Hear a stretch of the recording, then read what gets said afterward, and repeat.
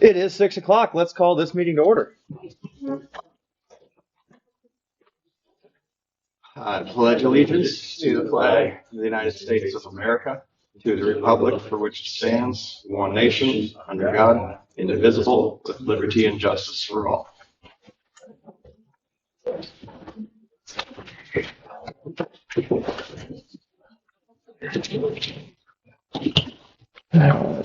Call of the roll.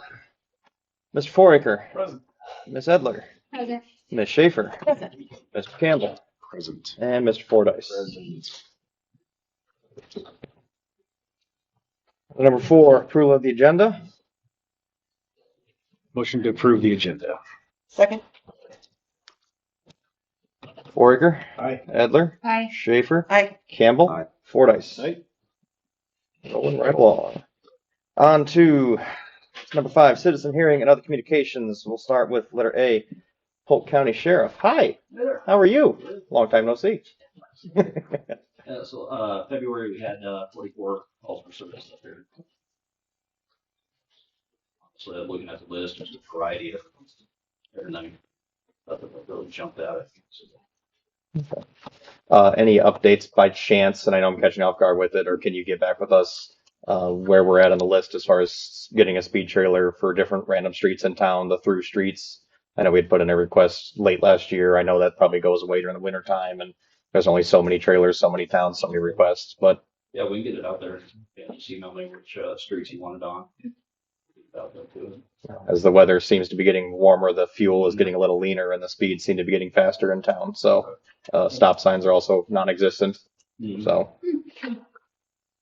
or they're there, but they're just Suggestion. exactly. So. Are you guys doing anything differently with like traffic enforcement plans with the bridge being out up at 210 and how they're routing around through 69? Are you expecting any of that to come down this direction at all? Or We had that accident here just about an hour ago. Okay. Yeah. Have our east car up here more and west car up here more, paying attention to that. Because we know everybody's coming down through this way or going up through that way. So the hard part is just trying to find spots to sit and instead of just constantly, back and forth, which we've been doing that too. So we had to do the same thing out on Northwest 44th all the way to Stokes County. Sure. And they were doing it there. So we're kind of doing the same. Okay. Getting out, be seen, be visible, try to slow people down that way. If we can get radar set up on that. Just turn your lights on, so you can get each other look back. People notify each other that we're up there. Yeah. No, makes sense. It ain't stupid if it works. All right. No, that's fair. Yeah. Yeah. That's like the scale houses when they sit in there and they hit close and they're in the way station. Yep. And then tonight we still have, obviously St. Patty's going on. Cars out doing extra enforcements and that, so you can see us rolling around through town a little more often, bouncing back and forth between a couple different ones. So. Yeah, that's fair. We'd gladly take it any day. We appreciate it. Yeah, thank you. Council, any questions, comments for Lieutenant? I think we're good. All right. Thank you for being here. Appreciate it. On to letter B, Mr. Scott Drey, Fire Chief. Hi. Evening. So we had 18 calls for service since the last meeting, 6 of them to fire, 9 EMS, and 3 rescue. Just getting in that busy time of year for us with brush fires. We respond to mutual aid with most of our neighbors, and Mike and I even spent the afternoon down in Pleasant Hill helping with the big one that they had down there. So we're looking forward to rain and things to clean up so this crap goes away quickly. Easter is April 20th. So the Easter Bunny will be in town as well as the Easter Candy Hunt the 19th of April. As I recall, as a matter of formality, I think I need to ask for permission to use City Park.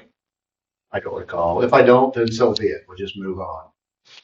I'm good with it. No issues. I don't remember. It's like it's been a year since last time, and even after 20 years of doing it, I still don't seem to remember. So I apologize. No, But you're if good. we don't, then I think it's going to be a rare moment if we ever tell you no to something. well, I think it was. I don't recall why, but if there was no reason, I'm going to drive right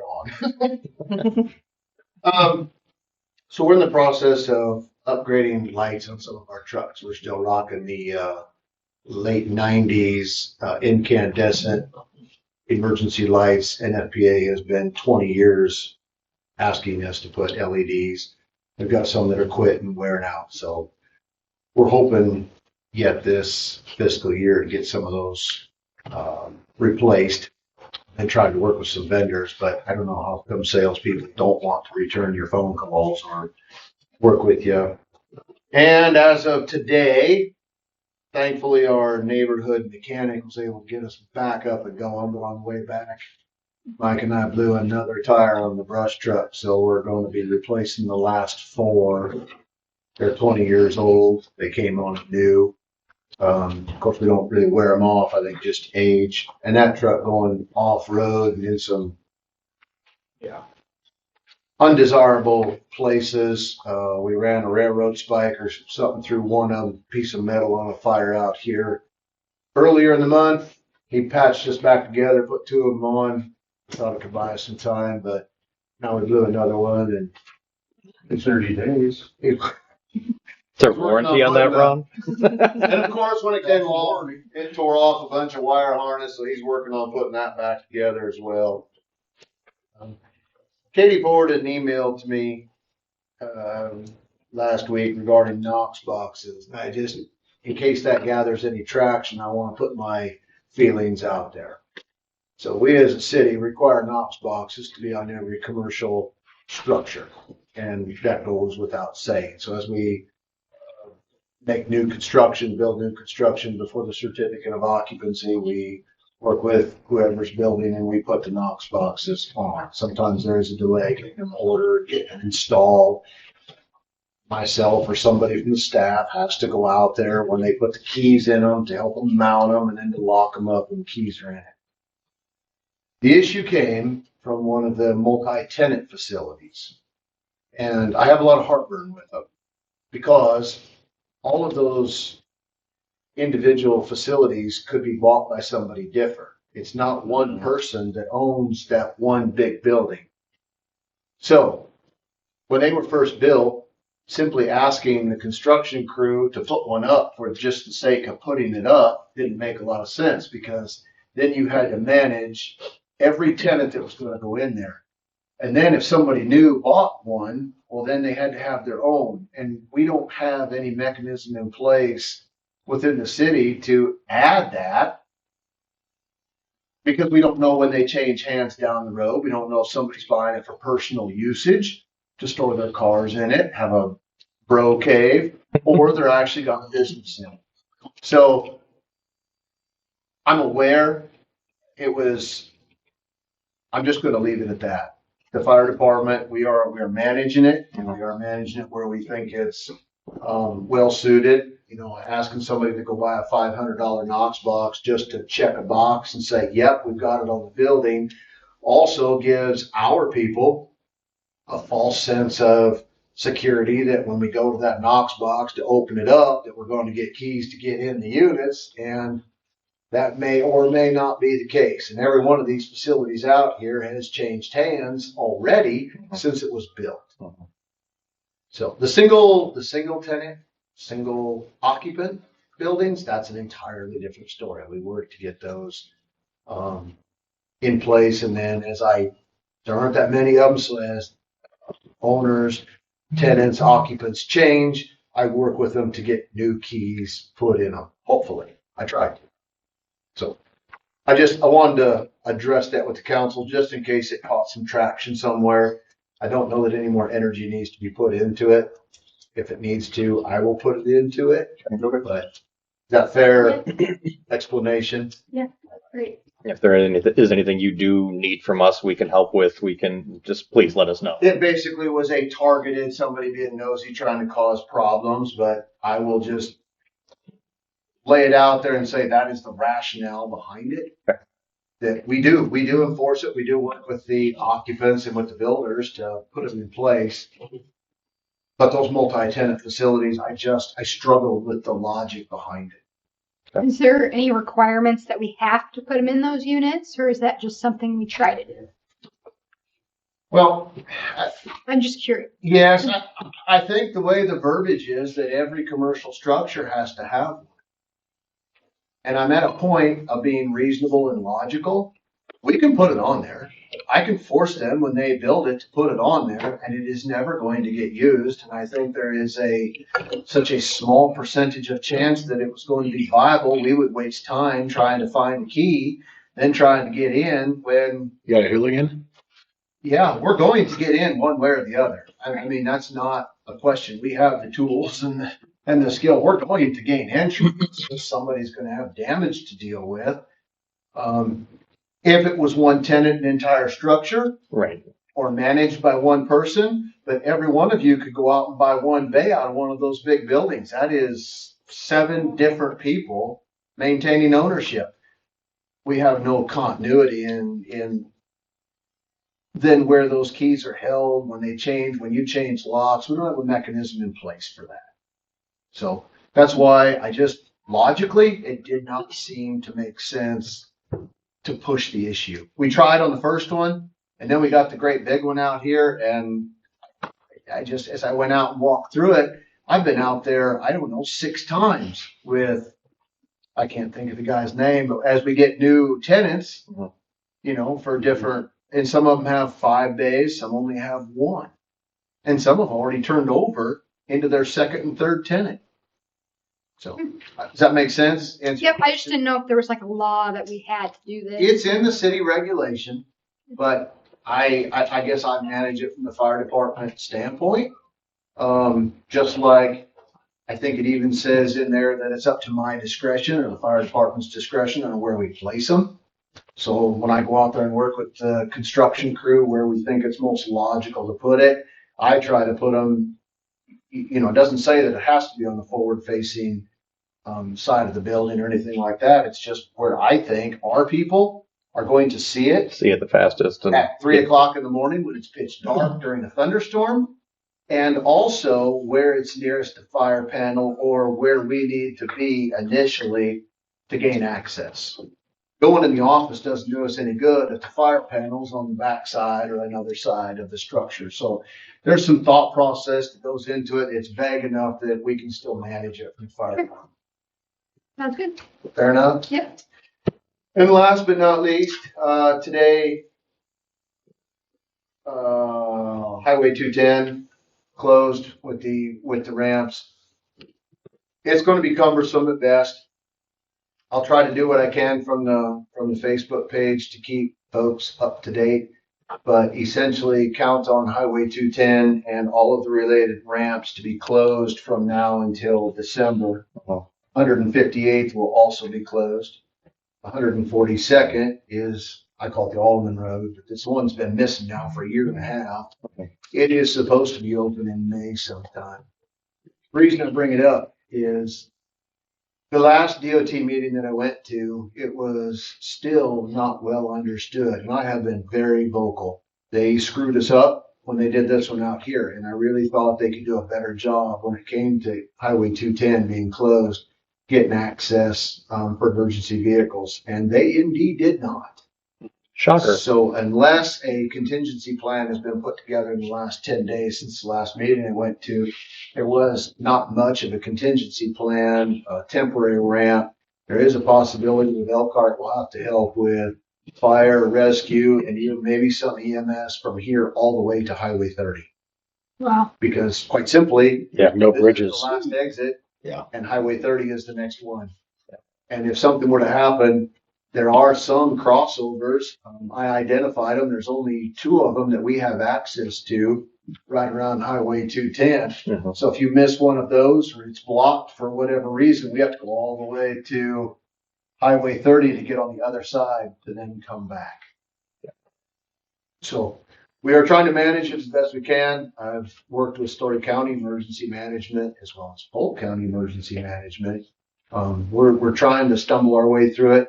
It's not going to be really any better for Highway Patrol or anybody else that's out there just because of the limited access. But please know, we are trying to manage it. I have absolutely zero say. None. I did voice my opinions, but I have zero say when it comes to the detour routes that they put in place. That was all left up to the DOT. And as I learned going to the meetings, it is a very complicated process because the DOT is closing, they have their one small project and they try to put their detours in place. They also have their own other projects. For instance, 69 is about to close over here on the north side of Ankeny, but it also is closing back up north by Ames. So 69 will not even be able to be used as a viable detour. They're really going to have to go all the way west and come down through Madrid or Slater to bypass, because if you go east, there is no place for it to go. And to further complicate it, there are then county projects that are going on, and then there are city projects going on in some of the, And I'm sure Peripheral communication cities. between all is and none great. of them talk. And that's what I ran into when they closed ours out here is Ankeny had their project going down by Costco, and then the county had their project going on over on Delaware, and none of the three entities came together and could talk. We thought we learned lessons. We indeed did not. We did, but the county, the state did not. So we're doing the best we can to manage it, but it is adding an extra burden into what all of us, Yep. Law enforcement, fire, EMS, everybody involved, it's adding a burden onto what we're doing, and we're just trying to manage it best we can. So. All righty. Yeah, well, we appreciate you doing what you're doing. Questions, comments? Sounds about right. Sweet. Yeah, that's why I'd asked that question a little bit ago about traffic, because you had mentioned a few times it's never easy, and there's going to be a lot of extra cars, and people are going to think sneaking down through here, sneaking out and coming out over here by the industrial development, or should be fun. It's we thought we had an in that the county had this road embargoed, that we could keep them off of it. And that's not even reasonable. Nobody cares really about the embargoes, it appears. But what really happens is you can't go east. There are no more north-south roads to get you off the interstate. We're in an odd area. Yep. So detours are extremely hard to come by. And the main one is Highway 69. Yeah, And they up and chopped it up. yeah, and 69 is actually getting a roundabout up in Huxley Great. on the south side. So that's gonna cause some more headaches getting down through there. So if anything happens, generally we operate under the notion that we do not close the interstate unless we absolutely have to. Where it used to be, we could, but under today's circumstances, we really can't. The emergency routing is not a thing anymore. It's really difficult. Yeah. And it's really the DOT's own damn fault. They got in their own way, as silly and disappointing as it sounds. Now, let us know if you hear anything else, if there's any information that we can share. Katie, I would make sure we keep an eye on anything that the fire department does share. Let's put it out on our socials as well. If there's something you'd like us to put out directly, let's work together. Information blast has been one of my biggest things since I took office, if you will, and I want to continue that and keep people informed. It's up to them to get the information and seek it, but we can do the best we can. All I care is they get to the county line, then it's not my problem. Fair enough. The old, it's not my jurisdiction, right? That's exactly the hashtag. Sometimes that is the right approach to have, isn't it? Not my problem. No comment. No, thank you both. Council, anything else from either of them? Thank you. Thanks. Okay. Thank you, gentlemen. Thanks, guys. All right. Letter C, public comments. Anything not on the agenda? Mr. Adams. Yes, Ron Adams here. Thank you, sir. Just wondered, I have not seen anything posted on anything from the city, but Ankeny is annexing within a mile of our area here next month, and I haven't seen anything that's been run through. Just wondered what the council knew about it. I heard something, but I haven't. That email. Yeah, I sent an email out, I think it was a couple weeks ago, and I learned through word of mouth actually about it. I haven't received any formal notification to the city yet, but Well, it's within 2 miles of our district, around the area, and I know residents in the area, and they got a letter, and it's gonna be a done deal next month. And there, does anybody on the council, you don't know, Jill, the 20% rule? No, I actually don't. Okay. Yep, I'm familiar with it. Another one that's within a mile that owns property, that's a big developer, and he owns in that mile, and I know what's gonna happen. That's gonna go right out here, and that's gonna be city limits next. Yeah. So I know everybody's busy, and I know everything puts on the back burner, but somebody better get on the ball and get some annexation done in there. Them guys don't want any services. Take paper out. They stay hog farmers for decades. They want no services into there. But they don't want to go to that rush. But you're missing out on some of it because one guy was offered $52,000 an acre for his farm. Wow. And you set and pencil that out on a couple hundred acres in there, 3. That's a pretty good chunk of change, especially when the guy's 65 years old. Absolutely. No, we'll keep our ears and eyes open and everything. And I'd encourage you, if you do hear anything in the meantime, please let us know. You're only a couple doors down from City Hall. So we're all in this together and we'd like us all to work together. Somebody better go talk to him. Sure. You and a couple of council members, or you and a council member go talk to him. Into there, it's a business. You go talk to him. Not again, Katie, but she's hired help. You've been appointed by the city. And Nope, understand. Grab some contact info and yeah, we can go talk to him. That's fine. we got to do is go knock on their door. Yeah. Nick will be back from Arizona anytime in there. Just go up, knock on the door. We'll work and getting something together. We appreciate Well, it. we're talking to him through Travis about the industrial park stuff. Yeah, what's the matter person first? Yeah, no, I mean, that's part of the process, but we had just talked tonight about to see if Travis had gotten back to us on that yet. So it's in the works, but yeah, it's nothing stopping You know, us I from mean, doing it. knock on the door. Hey, I'm so-and-so, and here we got this going on. I know. And everything. Then everybody gets first hand instead of third party. Sometimes things slip. Sure. Fair enough. Very good. Thank you, sir. Anything else? Any other comments? Tony has. So I spoke with Katie earlier this week. I know she comes in from the east side of town, but I'm sure almost all of you, if not all of you, come in and out of town westward on the west side. And I can be the only one who's noticed all the debris and trash that's in the cornfields out there. There's a lot of plastic wrap, styrofoam pieces, miscellaneous crap people throw out of their cars. But I'm not sure where it's coming from. I suspect it's somewhere within the industrial park. Kansas as of last week. Continuing So this has been ongoing all winter long. But I mean, the last Monday or no Thursday, I mean, it looked like an alien landscape. There's just so much crap south of Walnut or 126, whatever you guys want to call it, west side of town there. I don't know who the problem child is out there, but somebody's a problem child out there. And if we're concerned about making the city look good, it's not going to matter if someone's coming into town and they see all that trash the last mile and a quarter that they travel in. And they're already going to have their opinions made up. Town's coming to that. Sure. Again, I don't know what the answer is to it or how we can go about finding out who the offender is. But I'm curious if those units have been changing hands like that.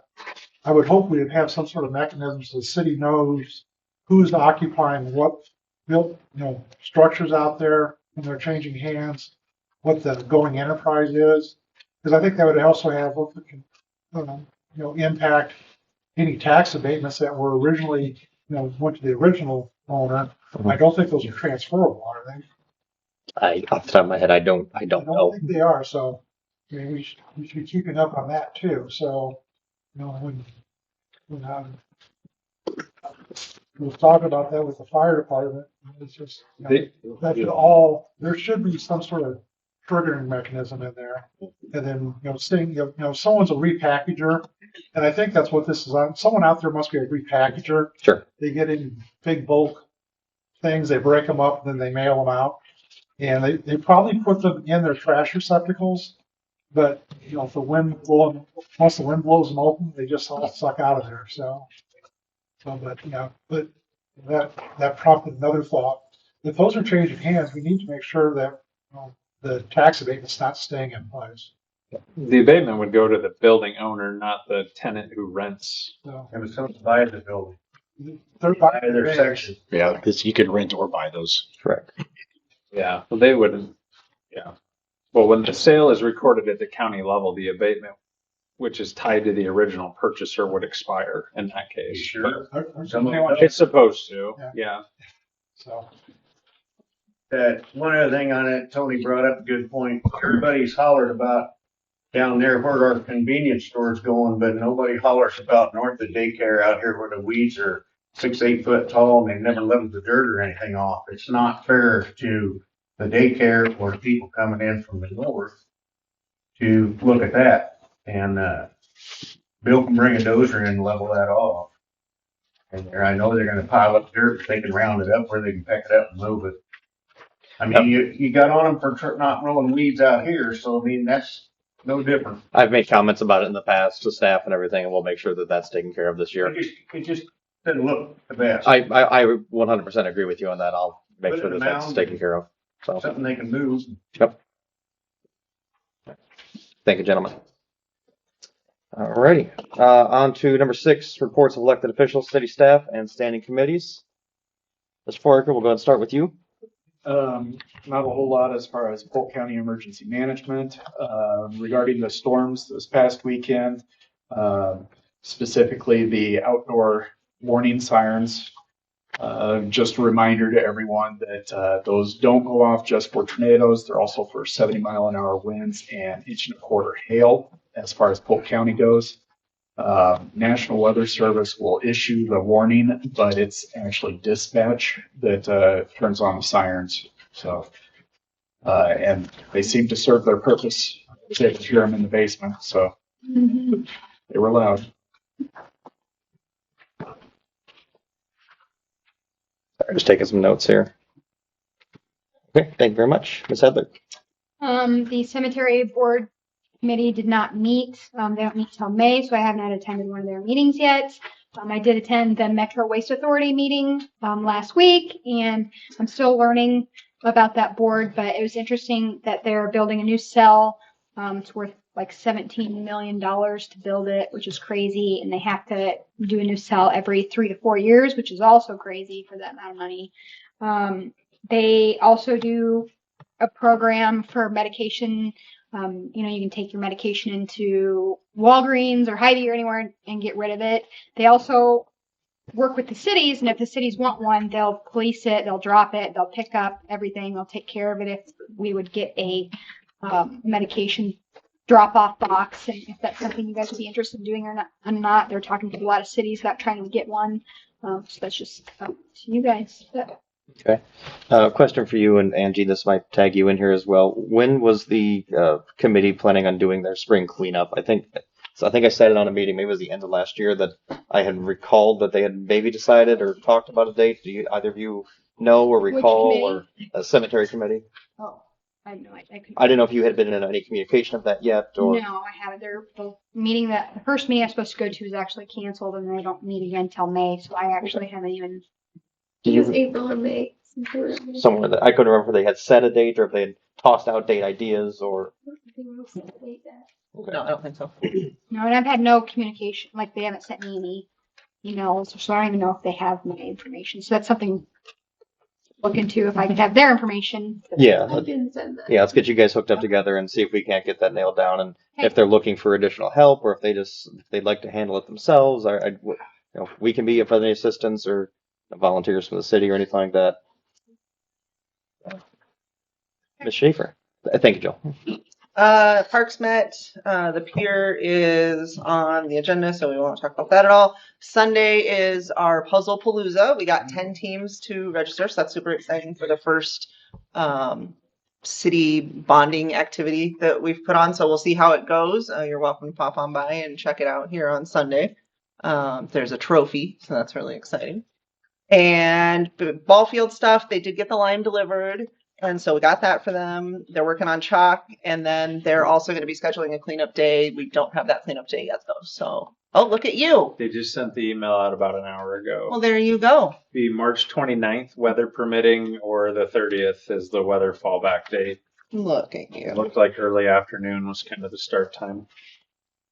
So that is happening. And then Katie's just doing a lot of legwork on some different grants to help with things either out at the ball field or with like the pickleball net and all that business. So lots of possible things in the works in that regard. I believe we just got awarded the mini Yes, we grant. did. Yeah, that's big news. I didn't want to take your thunder. So. Sorry. Scratch that. That's all I have. Edit it out. Mr. Campbell. There was the issue with the debris in the lagoons, but Ron and Rick have put a temporary aerator, which has seemed to break the debris up, keep things flowing inside the lagoon ponds. Right now it's temporary, but they need to run a line just to make them more permanent. He was talking about as they're going through with the water treatment plant, getting the bacteria levels up to where they need it to be. There's been a lot of not like sewage, but just a lot of water coming out of that is going up to lagoon ponds. It's past the exceeding level, but the DNR has okayed it. Part-time help, Josh has been a huge asset to Ron and Rick. Basically, Ron and Rick are tied up a lot up at the water treatment plant, and so Josh has been doing the odds and ends spring cleanup stuff around the city, so they've been doing good on that. No word on the new plow truck. Then Hopefully we don't need the plow truck for. That's just missing tires, right? yeah, it just no wheels on it. That's fine. Of all things. And then back to the water treatment plant. Ron would like to purchase measuring equipment for, I forget what the company is that they're using out there that's kind of like walking them through this stuff. But like if they need to take 5 milliliters of, whatever out or put 5 milliliters in rather than using like essentially like an old turkey baster. Not saying that's what they're using, but they want to get like the legitimate like measuring equipment for that. So, and then cleanup day, but we'll talk about that when we get there. So. Okay, very good. A couple things that I've got here. Angie, council staff plan on me not being here next month, and if I can be, I will just surprise you. Spring planting is upon us. That's also a reminder to the general public that spring plantings, tractors, tillage equipment, etc., will be out in force on the roads. I know that is a sore subject for some, and not everybody likes the slow-moving vehicles out there. I get it. As somebody who drives one and drives the truck for the farm and all kinds of stuff, I don't want to be in your way any longer than I have to be, but please give us space, give us room. We will move over if we can safely do so. We'll let you pass. We will do the best that we can. I speak for my group specifically. I cannot vouch for all farmers, but the majority do that. So make sure that we're just slowing it down in general. As noted from Lieutenant and Drey, we had accident out here at 126th and 38th. I am not at all implying that it's related to the detour from Highway 210 and all that. I have no way of knowing that, but we're going to see an increase in traffic at that intersection, an increase of traffic through town as well for people destined for Maxwell and points farther east, Fouraker and all that. So let's just make sure that we're slowing it down. We're taking our time. There's been a lot of complaints about that intersection in the past. I'm aware of it. It's only, I hate to say it, it's only going to get worse with more traffic. It's a 55 zone out there. It's a 30 zone through town, and stop signs are a real thing. So let's make sure that we are abiding by that. In town, I'm going to be a little bit nitpicky as well. This weekend, while I was outside and doing some odds and ends, I counted no less than 7 cars who did just a straight up roll stop at my intersection, the intersection where I live at, Mandy and Maple. One of them was an Amazon guy who I had no problem yelling at. So I'm that guy. I will say something. So. As we have somebody who works for Amazon here. I know. Go ahead. So you're talking about the safety stuff, increased traffic. Is there any way the DOT can help us out with increased signage, maybe some friendly reminder signage, or maybe even a flashing light at that intersection? If we're going to be having this increased traffic coming through town, I think it's only safe. I think it's only, they should help us out with something like that. I'm nervous for my 15-year-old driving. Yeah. Red flasher for north south and flashing amber for east west. I've wanted that for I'd still like to see us get either a grant for or look into or something that speed signs through town. The old your speed is and then that type of deal. We had that, and I it know we was, looked into it. We've talked about and it. we had a. I'll have to go back through my emails. We looked into it, and I know it kind of fizzled because other things had come up and this, that, and I get that, but that's still something that's on my wish list, so to speak. So Allman has put in a bunch of those flashing signs and through Allman Estates and everything. I think they would help a lot. yeah, we can reach out maybe to them. I know Slater's got a couple as well.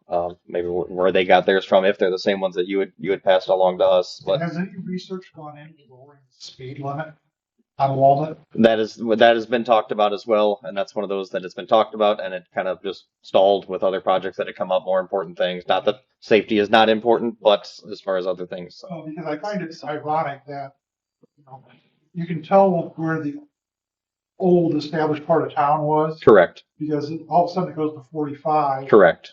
And now it's, what, 2/3 of the population lives east of there. Correct. Yeah. So, no, things to revisit and to bring up and adjust speed limits as long as we can do so. I know there's potential traffic studies that have to be done and things that just to revisit. So. Because you can also create issues by lowering or adding stop signs. So sorry, I didn't mean to. No, you're fine. I had a squirrel moment there for a second that they should help us out with traffic management if they're. No, this is one of those. It irks me, and I'm just speaking from the hip here, but it irks me being in politics now that stuff does not move as fast as I would like it to. It's at the speed of the government. Yeah, which is slow at best. So What about putting a flashing stop sign in for Elkhart's end of it out there? Cambridge has got 2 or 3 of them. You see them all over. They're solar powered. They aren't that expensive. Yeah, I know what the one that'd be for the northbound, I believe, would be in city limits, if I'm not mistaken. The south side one technically is not, because the county had reached out to us about moving the stop sign ahead for the southbound traffic. The one that's on the directions east side of the road is in city limits, so they had to contact us about, hey, can we move it? We were like, well, yeah, duh. So I don't know if that's something that we can get back with them on, or what we got to do, or if that's agreed. See if there's any more resources out there, and check with the DOT. Okay.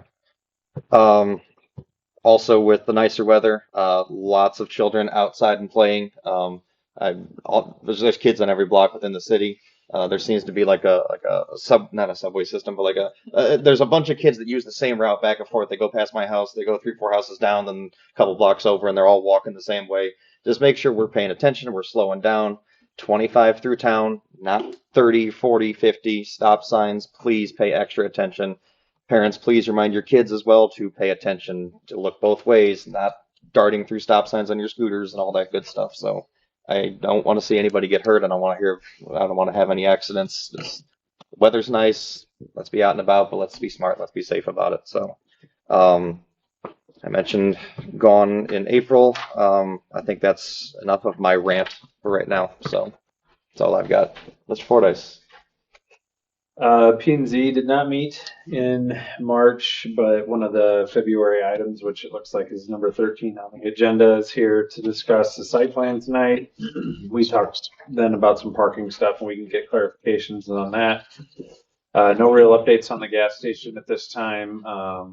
There's some stuff going on, but it's not worth talking about quite yet.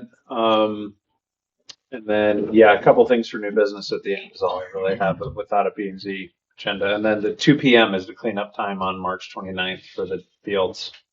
I just looked at the email again while we were going there. For 8. Okay. Very good. Thank you. Ms. Wilson. So just to start off with the water treatment plant progress, major item that was completed recently was the floor. They had some problems with the sealant, so they epoxied it. West Tech was there also this past week, taking tests, comparing them to the guys' tests, and they're, for my knowledge, they're pretty similar from talking with Ron, so that's a good sign. The new well is pumping to the plant as well, and we're still in the waiting period for the bio growth. The permeable pavers cleaning, that will take place on March 30th and March 31st. So he's actually going to do it throughout the night to avoid cars on Main Street. Is that defined through the night, like overnight, or are we cutting off at a certain time, or what's the noise level going to be for the residents there who live in those apartments across the? He didn't mention anything about noise, but I can certainly check with him. Yeah, because if there's going to be volume or a disturbance, then we either need to have a cutoff time for them or start earlier, or definitely also notify the residents of what's going on. So Okay. Yes, I will contact him about that. I know that's kind of an island in the commercial district there as far as the residential, but I don't want by to. the post office too there. Correct. Yeah, I just don't want to upset those folks while we're trying to make things better. So. You have a contingency, I'm sorry, but for all the traffic in front of the bars until 2 o'clock. You have a contingency on how to work around that? Because that's a Saturday night into a Sunday. Or is it Sunday and a It's a Monday? Sunday into a Monday. Well, So hopefully we don't have that issue. They can start at the other end too. yeah. I would see if we can't maybe get either some signage posted or just something simple on a T-post and a cement bucket or something, and communicate with the. I know you had already said in an email we're going to work with the business owners along there, give them a heads up, but make sure that there's what we can do to get vehicles out of there. Obviously, people, if they need to leave their vehicles for safety reasons, being that those are establishments with alcohol, I'll leave it at that. But we got to do what we got to do there. But I'll contact him. And then just an update on building permits. We're at 6 new construction permits so far this year, so that's great. Our ICAP, so that is our liability and property insurance policy company. They will be here next month to go over our policy with us. I kind of requested, it's kind of hard to understand it all, and we pay a lot of money towards that, so I figured that would be a good thing for them to come talk to us about, because that renews on June 3rd. Then we talked about the line, the budget. The upcoming meeting is in 2 weeks for our property tax levy. Code enforcement, we'll talk about that later. The comp plan is on the agenda for tonight as well. Hoping that we can get committee together for that and then award that contract in May for the engineer for the comp plan. That was kind of a quick overview, but do you guys have questions? council? No. No? Okay. Thank you. So this month we started training. I started training with Marissa on accounts payable, and she is at places for you. Good.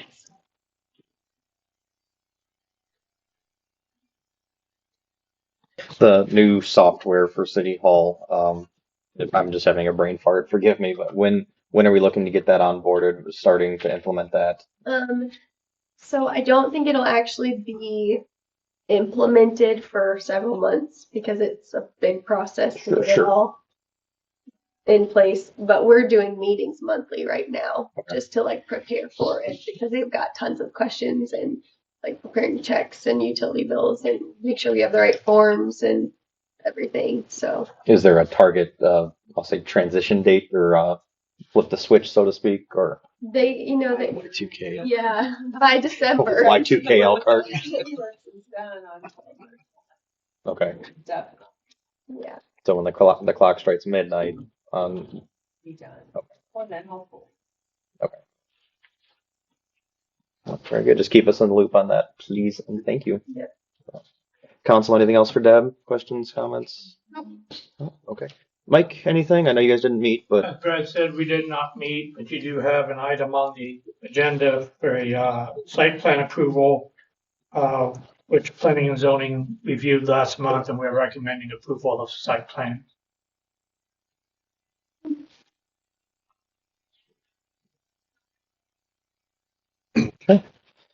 very good. I believe that's it. On to number 7 then, the consent agenda. Anybody have any questions? Want to pull anything out of there? Or if not, take it away. I move to approve the consent agenda.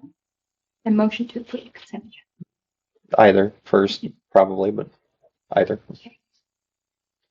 Second. Fouraker, Edler, Aye. Schaffer, Hi. Campbell, Aye. Fordyce. Aye. Consent agenda is approved as submitted. On to number 8, peddler permit fees for 2025 city festival vendors. So, Elkhart Betterment Committee, they kind of sent over a note just requesting you guys to review waiver of the peddler permit fees for the food vendors that come into town that weekend due to them being a nonprofit. So we require peddler permits for anyone who comes into town. It can be upon the street or traveling house to house. But if they're soliciting or selling items, it is required by our code. What have we done in the past as far as past events and last year? And I don't think that it was really followed very closely last year. And so that's where it kind of sparked the conversation is a vendor reached out to me and I was like, well, these are actually the requirements. So council discussion. The answer to your question is it's never been required. It's never been required in the past, but there's never been a conversation around should it or should it not be required. And what Betterment's asking in this case is, since the peddlers, if you will, the food trucks are paying $150 to exhibit, for lack of better words, at the festival, they're just asking to not task them with paying another $50 to the city for a peddler's permit on top of what they're already paying to Betterment. So we have, I think, two things. One is a short-term yes or no. How do we want to waive them for this year? And then the second piece would be maybe working with Betterment for future years to say that the $150 fee to be exhibit, I can't think of the other word, exhibit works. Exhibit at the festival would include the cost of the peddler's permit or something like that. Like we could help them bake that into the cost, if you will, so that the peddler's permits are still filled out and applied and everything, but that they're costed back through ECBC or something like that. Okay. If we choose to do it. So.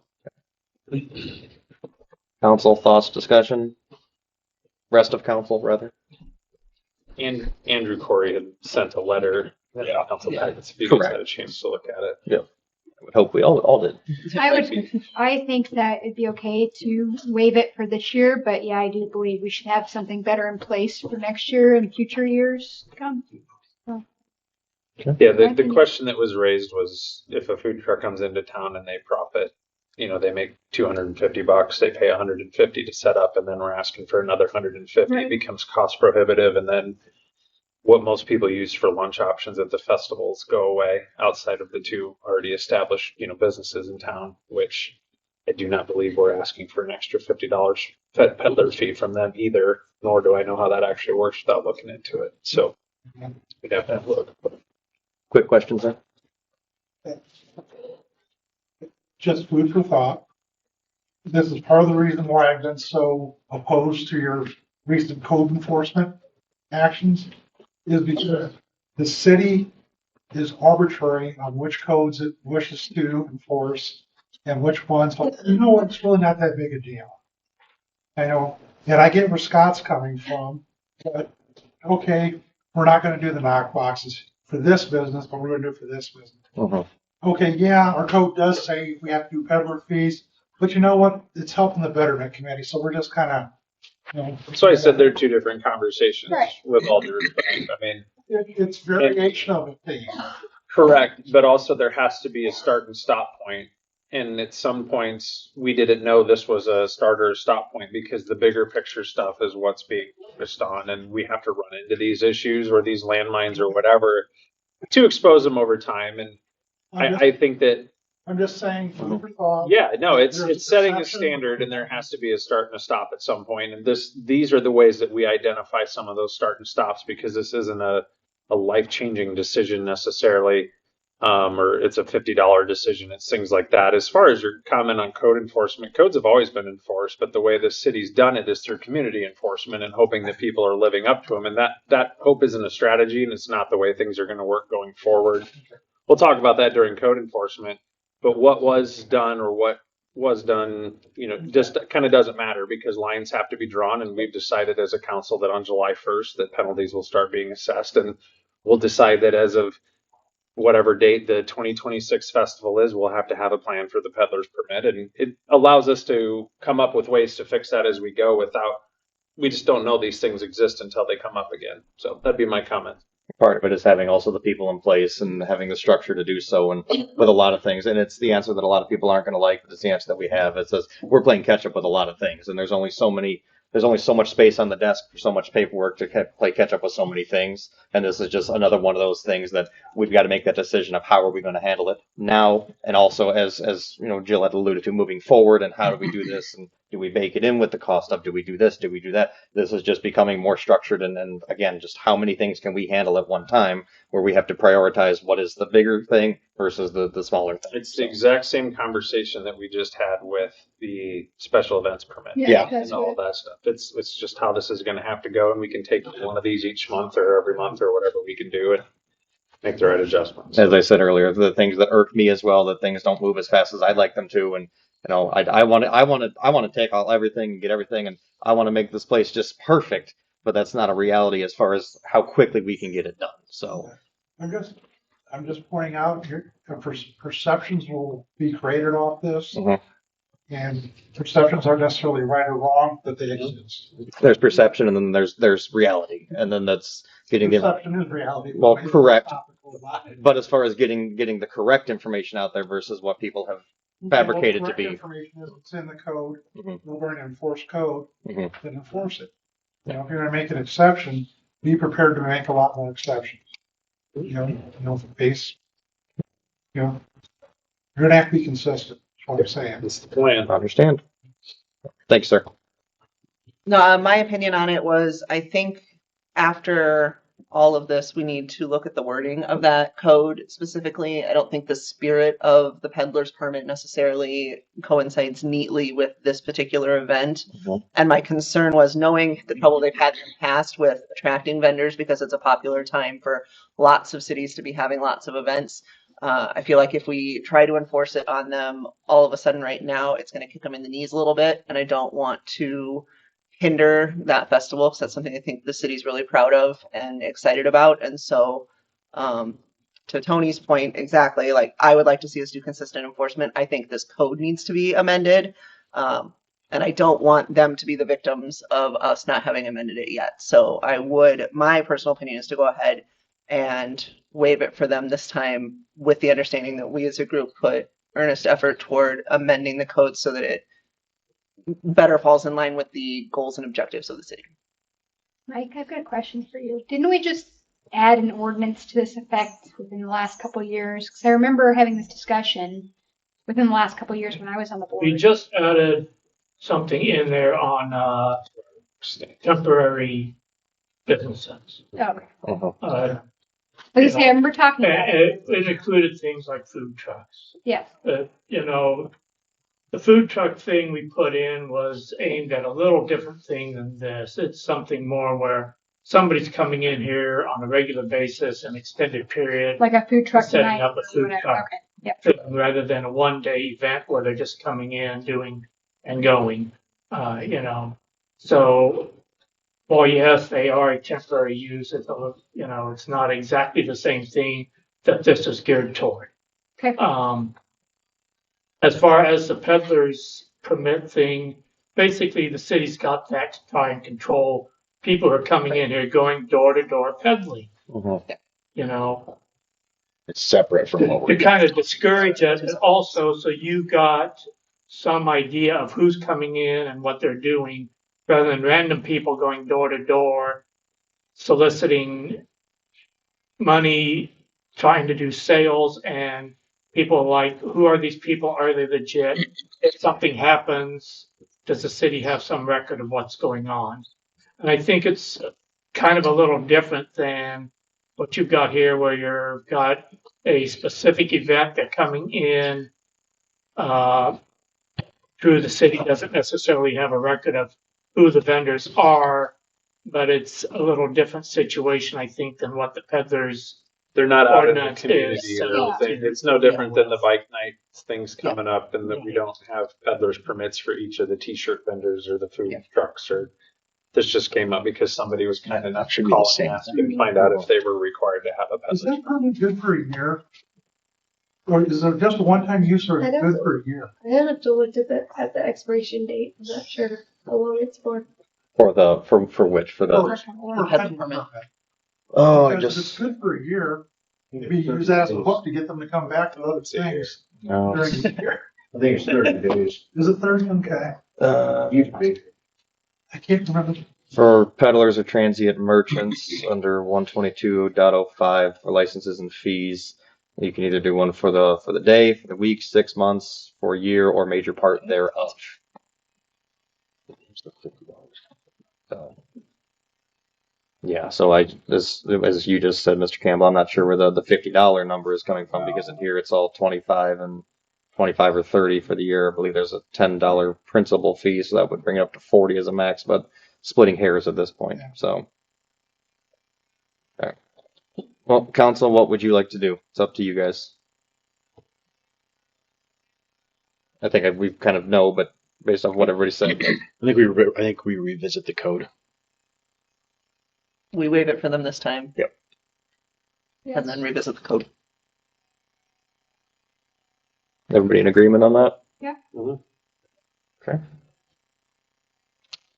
We don't need a motion or an action on this. Motion Just it is. okay. Yeah, So I would motion to exclude the vendors in the paid vendors in the 2025 Elkhart City Festival from having to pay the city for peddler permit fees. yeah, that'll work. Fouraker, Edler, Aye. Schaffer, Aye. Campbell, Aye. Fordyce. It is $50 because there's a $25 application. Yeah. Okay. That's why. Gotcha. I Okay. was gonna bug you. Moving on to number 9, resolution 2025-16, a resolution approving pay estimate number 6, or excuse me, number 3. I'd written a 6 above that. Pay estimate number 3 for the well number 4 project under contract between the city of Elkhart and Gingrich Well and Pump Service LLC. You Forrest or that? Like you? I believe so. Okay. I'm out of letters, so So this is just a routine payment estimate for the work on the wells out here in the park.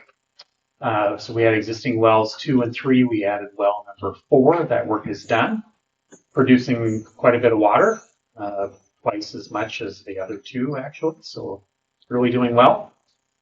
So the only thing that will be left is modifying the existing wells after we get the water plant up and running. But they can't do that work because we're using existing wells for the existing water plant. And so we recommend approval of the payment estimate. very well. Sorry, I got 2. Council questions, discussion. Hey. You know it's there. It is. It just hit him. That's a little slow. Thank you, Tony. I can count on you. Alrighty. Motion to approve resolution 2025-16. Second. Fouraker, Aye. Edler, Aye. Schaefer, Aye. Campbell, Fordyce. Aye. Thank you.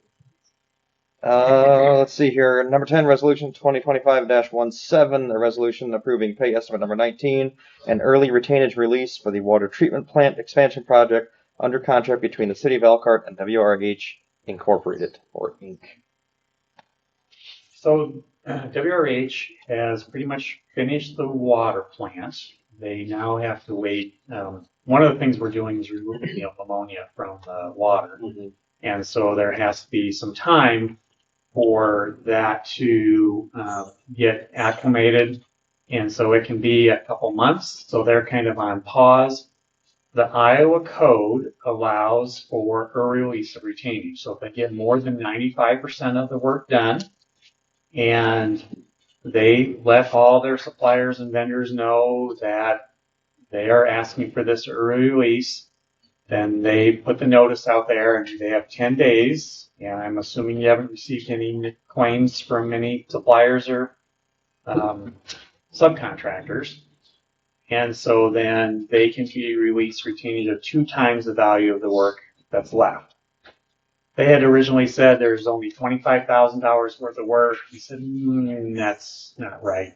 We said there's only $50,000 worth of work. You take that times 2 times the administrative code. So we're holding $100,000, which will cover the remaining work. And because they filed that notice, suppliers and subcontractors have said, oh, we're paid. We won't be, we're not going to file a claim for anything unpaid. So that's what's going on with that. We recommend approval of it. One thing I do want to let the council know is they are going to be, or they did submit a request for a time extension because this acclimation period is really out of their hands. So they requested a time extension. Right now, we're supposed to be done the end of May. They requested that to September, I think. But they said, well, that's based on worst case for this acclimation. And we said, let's wait and see how things go and not ask council for any direction or thoughts on that tonight. Let's see how things go with this acclimation and come back. We really know a better date rather than just kind of setting it out there further than we need to. So that will probably be coming to you, maybe the April meeting, maybe the May meeting. Back with you on that request. We'll see how things go. Appreciate the heads up. Questions about that? Or yes, it's kind of a different deal. Yeah, both things really. But one of the things we've noticed from getting emails from Ron and from Katie is it seems like there's been, there was change orders throughout this whole process, like there always is through every process, but things like a ladder not getting put on or the pressure valve right, or there was a drain that wasn't draining and the floor wasn't sealed, and it seems like there's a series of issues that popped up that delayed the growing of the bacteria that kills the ammonia in the tanks. And it sounds like one of the tanks is up and kind of doing what it's supposed to do, but the other ones might not be there yet.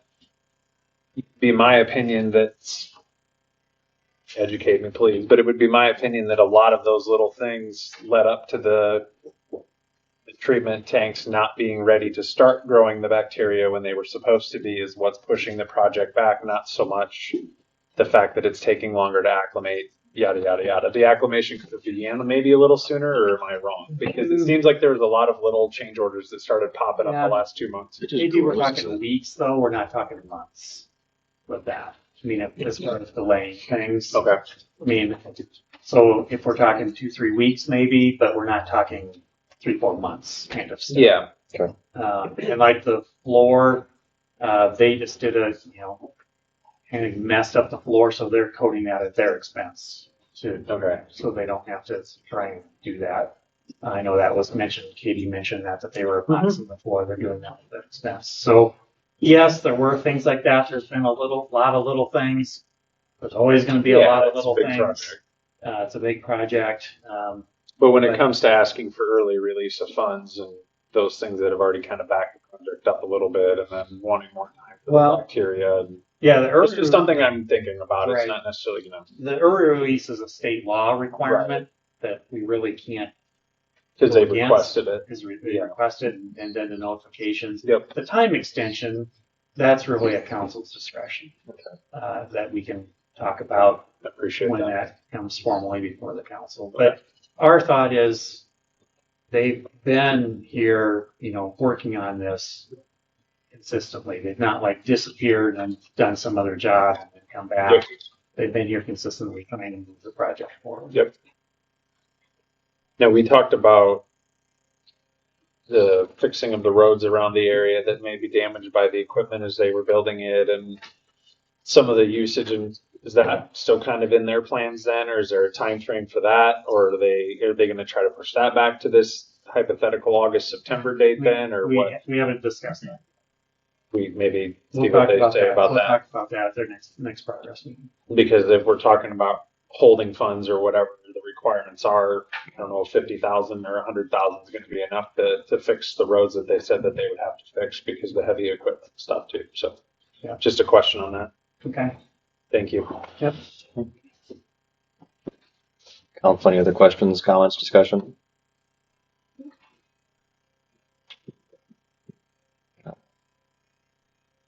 motion to approve resolution 2025-18. 17. 17. Oh, I'm not like 17. 17, yep. Second. Fouraker. Edler. Aye. Schaffer. Aye. Campbell. Aye. Fordyce. Number 11, resolution 2025-18, a resolution to approve pay application number 3, retainage for the industrial park water main extension project under contract between the city of Elkhart and Rognus Corp. Yeah, this was actually approved 2 years ago, the payment, but Rognus said they don't think we ever got paid, and Katie did some checking, and Wow. we never wrote them a check for that. Oh, So, lovely. Great. Hey, none of us were here during that time. Yep. yeah, I think this Well, Brad was. I wasn't writing checks. Yeah, to be fair, he doesn't sign the checks, so. I'm just saying. People who wrote them are.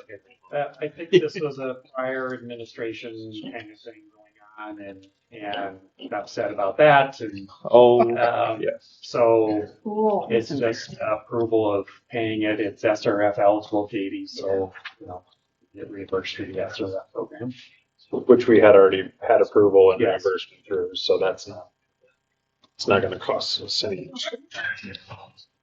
but again, more playing catch up and dealing with stuff that just needs to be taken care of that wasn't. So, Yeah.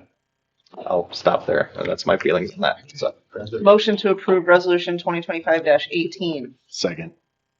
Fouraker, Right. Edler, Aye. Schaefer, Aye. Campbell, Fordyce. You know why I took the contract for 2 years to figure out paid, I did another They story. wanna take another year, that's cool too. I'd rather just get it paid. Number 12, resolution 2025-19, a resolution to enter into agreement with Veenstra and Kim for professional services related to the Prairie Point Park Fishing Pier project. So this would be to put a fishing pier out in the southwest of the ponds out north side of town. And we had kind of a sketch and some pictures. I don't know if all that got Yep. packets. It They did, did? yep. Oh, great. And so this would be to put together the plans, specifications, go out for quotes from contractors to do the work. There's some discussion of does the pier go this way or this way, and we'll figure that out, talking to the city people on which way to go. If it goes out into the water, it's deeper at the end. The piers are more expensive because you have to go deeper in the water. So we'll talk through all that. So the REAP grant was for, 50,000. does the REAP grant cover the cost of engineering and whatnot, or is that just like There's an extra, I think it was like 2,700 or over that. I knew there was over, does the REAP grant cover all of it though, up to the point where it goes over the 50,000, like? the REAP? To 50. Yeah, I just didn't know if design cost was reimbursed. Yes, through. yep. Okay, and I guess that would have been a better way to ask the question, sorry. Because I saw that it was slightly over the $50,000 budget. Not to get too sidetracked, I know Parks, because I sat in on the Parks meeting as well. I know there was just some discussion about potentially looking to change some things to potentially reduce the cost, changing up the railings and whatnot, and needing to find out what the depth is right there where it's going to go. It looks like it's actually the southeast corner, so where the Southeast? looking at the map here, that's north. So that'd be like where the T is for the path back there. And then the T comes back towards the houses and then starts to curve back towards the thing, the not pergola, but you know what I'm trying to say, the lean-to, being that corner over there. So, but discussions for later on when those things happen, but just FYI for council's info. So, Yes, Parks would like to make it as pretty and functional as possible while staying within the budget of the grant. So they have expressed that. As far as budgeting for any overage or anything like that, is that something like the 2026 budget can absorb, or is it something we're looking to build tomorrow, or like what's kind of No, it would be next fiscal year. next fiscal year? Okay. No, I don't see an issue with Okay. Good timing then with the levy. Yeah. So. council, any additional questions, comments? If not, take it away with what you think. Motion to approve resolution 2025-19. Second. Fouraker, Aye. Edler, Aye. Schaffer, Aye. Campbell, Aye. Fordyce. Okay. On to number 13, resolution 2025-20, a resolution to approve site plan for Elkhart West Walnut Commercial. I feel like there should be more there. But Casey Young. Hi. Don't have a lot to say. I'll just make one comment on the parking. Yep. We got comments back from B&K after the P&Z meeting. The number of stalls that we had met what was required by code, and so we didn't need Board of Adjustment for that. Other than that, I'd be happy to answer any questions. Otherwise, we're just happy to be working with the city for this project. Yeah. So we do have a list of things that still need to get ironed out, mostly related to stormwater, a lighting plan. They're in our latest comment letter. And if the council wants to proceed with it, we recommend that they proceed with the stipulation that they meet the requirements in the site plan review comments to B&K's satisfaction or whatever, something like that. yeah, I read through all this stuff last night, and looks like there was some compromise as far as like shrubbery and tree foliage, if you will, and all that, based off of what's currently not there and what should have been there and those types of things. So But the biggest concern we have is there's a drainage swale on the east side, kind of between the two properties, and making sure that drainage swale stays there and isn't compromised, because it drains the ditch kind of up north into that pond. Given the comments earlier about the amount of trash that's leaving the current facilities that are there, is there any thoughts pop into your head about different types of dumpsters or different types of structures around them, or is it more just owner negligence, do you think, in that case? As we're talking about a new building, is there anything that we can do as the buildings are getting built to head that off at the pass so we don't add two more buildings worth of plastics to the field to the south? Yeah, I don't mean the closures are a site kind of thing. They're all standard. They're pretty standard. I mean, it's really making sure the lids are closed at night, which isn't really a construction kind of thing. But there's no, okay. No, not really. I was just curious. Thought I'd ask. council, additional questions, comments, discussion? The only last thing, so the Travis that was at the meeting when we were the P&Z meeting, he had mentioned that he holds, I don't know if covenant was the correct word, but as far as like building colors and designs and things like that, did you guys ever get connected with him by chance on, like, he technically has final approval on colors of the building? And I think colors got sent to him. We weren't doing anything like bright pink or anything.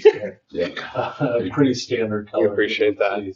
I was just curious if he had signed off on that, or if he had given you feedback, or I don't know if he had that. That lot was not originally part of the Elkhart industrial plat. Okay. I think it was so he separate. didn't have any. Yeah. Okay. For whatever That's reason, totally it wasn't part of that. It was annexed later. I know that. I just didn't know if it was under Travis or if it was through somebody else. Property that, It was. Okay. that I don't think Travis ever had any involvement in it. I think it was Kimberly bought the thing and was gonna build, and then he sold it. It passed hands at least once that I can remember. So I'm guessing whatever covenants Travis has on the industrial park would not apply to this slot per se. Okay. But hopefully they're hopefully they're willing to do something that is not aesthetically pleasing. Yeah. Yeah, it's appreciated. Can we avoid highlighter yellow though, at least as well? You heard our fire chief earlier too about Knox boxes and things like that. Are you amicable to including those on each of the buildings? In working with other fire chiefs, they said if you don't have them right, we're just going to break your door down, and that's going to be on you. So if fire has to get in there, go ahead and break our door down. That'd be my opinion from an owner standpoint or a tenant standpoint. If you don't get them the key, then they're there to do their job, not try to hold us a $800 door. Understood. In the other communities then that you work with, do you keep City Hall updated when ownership changes hands or when new Yeah, we tenants could. come in, or what's your process? I there guess I was typically? thinking through that the whole time. I guess we'll go back and see if we can't have a master lock key. I have those for apartments or any projects like that where we have a master key. If that's the case, we could do that for one of the buildings, and on the other building could be an opposite master key. Yeah, that might work. And that way, if a key does ever get changed with a new owner, it could always just be set up well where it will be suitable to that key. Yeah, that would be helpful. If you could look into that, I think Scott would really appreciate that too, because yes, they have permission to break your $800 door, but that takes manpower and effort and potential injury and stuff. Yeah. So, as you know, I'm not saying you didn't know that, but we'd appreciate that. Want to respect what he was asking for, so appreciate that. Thank you. Yeah, great comments. Anything else? Motion to approve resolution 2025-20. Contingent. Contingent on. I can fill all that in. Contingent upon B&K's request being met. Still second. That'll work. Fouraker, Aye. Edler, Aye. Schaffer, Hi. Campbell, Aye. Fordyce. Alrighty, on Thanks, to, guys. thank you. Thank you. On to number 14, resolution 2025-21, a resolution approving a complaint policy for the city of Elkhart, Iowa. And we had talked about this last month as far as moving forward with it. We had made changes prior to that as well. We're up to date on it, so. Yep, no changes have been made. It's just ready for approval. Council, questions, comments? I motion to approve resolution 2025-21. I note that Mr. Fordyce stepped out at 7:16. Second. Fouraker, Aye. Edler, Aye. Schaffer, Hi. Campbell. Aye. Yes, I Mr. just Hess. wanted to capture this. Thank you for addressing my concerns with the original wording. I appreciate it. Oh, we want input, we want feedback, and if we need to make things better, then we want to hear from, we do, so. Just wanted to take a chance to say thank you. I don't do it around. Your Hey. points were valid. And it's recorded. It is. Yes. Yeah, but who knows how you're going to edit I uphold the integrity, sir, of the meetings. If you'd like to come over and have a seat and watch me, I don't change anything. You do it like 2, 3 o'clock in the morning. Sometimes I have insomnia. Then Nope. All I do is cut out the very beginning, the chatter, and the very end, the chatter. That's it. So anyway, moving on from that. Number 15, gas electric franchise fees. So. How was your meeting today? My meeting Yes. about it. Was It was good. yes. So this kind of sparked out of all the property tax reform issue that laws that are going into place right now. If you're not aware of House File 718, that's Matt Stoffel kind of talked about how it already reduces our revenue intake. There's another bill on the floor right now that they just introduced last week. They're looking at potentially capping revenue at 2% altogether. So there's a lot of cities looking at these franchise fees right now as a way to have another revenue stream that's not taxes, that's not your property taxes, but you can choose anywhere from 1% to 5%. With the franchise fees on the utility bills, it would remove the local option sales tax, but the benefit of that is the money would come directly back to the city rather than the local option sales tax goes through the county through their formula and then spits it back out to us. So that's kind of a little recap of what it is. I met with the franchise manager at mid AM today, and he mentioned that a lot of cities will start out at 1% because it's kind of like a wash for residents. They won't see an increase on their bill because they have been paying the loss. It would just be replacing it. So he did recommend if you're looking at implementing it now to start at 1, and then you can always increase it in the future as well. But they also, Midian included that chart that kind of looks at how much revenue could be generated if it's implemented. So, and with the franchise fees, there's a process of a couple public hearings to get it into place, and then eventually when it's into place, they estimate around 7 to 8 months. We would start to get checks in the mail through Midian directly on a quarterly basis.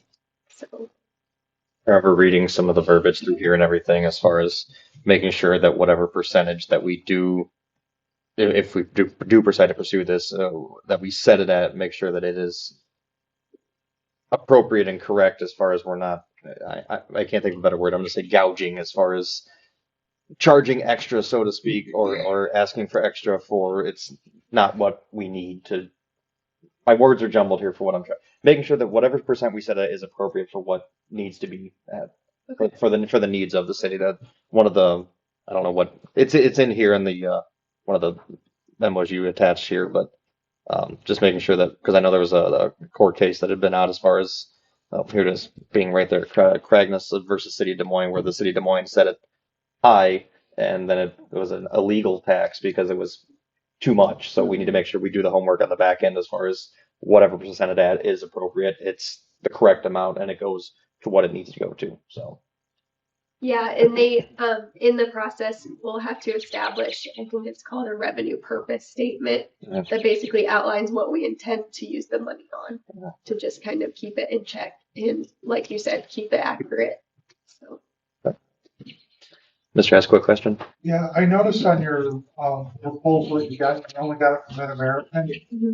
Not all electric and gas services run by Mid-American. Would consumer electric customers also be included in this? So that's one question I did ask him. He doesn't have very many cities that do include, when they have multiple providers that do include both. So at this time, we're just considering Mid-Am. It's up to you guys. If you would also like to go through the process with Consumers Energy as well. Do we know the percentage breakdown? No, I actually, I had to call into them, but I haven't received a call back regarding that. How many customers are out on there on Consumers? Would that be the best comparison, or would it be based on usage? Because while there might be fewer consumer energy users, the number, their amount of usage could be higher, particularly since most of them are out in the industrial park versus residential. Yeah. So that's a good point. Nope, good information. Good things to think about. I dug into this quite a bit because this is one of those things that just really frustrates me. And I don't understand what the state is doing to cities in general with all the property tax cappings. It just makes them look good and the cities look bad. And that's deeply frustrating to me. I did look at the list of cities that are already doing the franchise fees, and it's a lot of the people around us are already doing it. So it's a pretty common thing. And I do think cities are increasingly going to struggle to find revenue streams. So in general, I hate stuff like this. That being said, we do have to have a plan. I don't think the state's going to change their course at this point in time. And I think we're only going to find ourselves in more and more trouble. And as we were working with Matt with the budget last time, we're already running a really narrow margin. So if they do much of anything to us, we're just up a creek. So as much as I don't like things like this, I do think it's something we probably are being forced to look into because of the state. Yeah, he said he's had so many, he's bombarded right now because we're just looking for other ways that we can continue to provide services. And it was just, they did the same thing with the school budgets when they just passed that too, because there were districts that are now going to be under the minimum, and their response was, well, they can adjust their property taxes to make up the difference. I was like, cool, that everybody loves the people who up the taxes and they're just making it not them. So it makes me mad. I don't like it being us that has to do it to the people that live here. I don't like any of that, but I feel like the state's just forcing our hands at this point. And if we don't do something, we're going to regret it. But I don't like it. And that's fair. That's, as I scroll back through the list here and everything, not to say that it's something we should do at all, but we seem to be almost in an island here. Yeah, it's like Allman and Maxwell. And Yep. And they're maxed out. So how did those They're maxed on out. the loss? And they're maxed out, yeah. So the cities that are doing the franchise fees are not able to collect Lost. at all. Utility bills. Correct. So how does that impact? It's twofold here, but how does that impact the school district then? So if we declare that we're no longer participating in that kick down equation, then a portion of what's collected for that will no longer go to the school district, right? That would be the trickle down effect of this whole thing. It's only on the utility bill, so we still get lost on everything else. It's just the utility. So bill. that wouldn't really be that big of an impact to them. They wouldn't be calling us and asking us why we changed that. Okay. In terms of an average bill, if their average bill on a utility, if you don't know the answer to this, that's fine. I'm just curious. Maybe you talked about this in the 30 seconds I stepped out. If the average utility bill is, we'll call it $100 for easy math right now, will it remain $100 if we make this change, or is it going to go to 110, or is it going to drop down to 98? What will the noticeable impact be? Is that all driven by that percentage that you're talking about? Oh yeah, it's all based on usage. So we could find a percentage that's not, I won't say not noticeable, but it's not going to impact someone's monthly budget at the end of the day, An correct? average of it all. It's really just shifting out the funding sources at that point as opposed to Replacing the one a with direct the other. impact. Initially, if we did the minimum, the 1%, that's really just replacing the loss with that. That's what you'd say. The ability to grow later on. And so what's the amount, if I'm reading this correctly, what's the amount of money we're talking about per year anyways? Is it Per that year? number right there? Yes. So it's Yep. only $6,000 difference. Okay. Is that gas and electric? I was just looking at the electric. So It'd be gas like- and electric was $8,500. Yeah, it'd be 85. $96. So it's about 10 grand a year, give or take. Okay. And then that $10,000 would have to be written into the purpose statement then and sent specifically to wherever we said, right? You mentioned that. That's how I understand it from. That's how I read it too. You know, kind of like the loss, we had to say we're using this half property tax relief, half purpose. That's kind of, I think it's similar to that, so. Yep. The other thing I want to be cognizant of, though, and I'm not finding what I'm looking for right now, Burlington just had a special election specifically related to franchise fees, and it got voted down. Their citizens said no. And I just don't want to, if this is something we decide to pursue and we pursue it at, say, the 1% like they're suggesting, but we know that's not going to be sufficient for us within the short term. I don't want people to feel bait and switched. That we start at 1 and then already next year we're like, haha, now it's 2.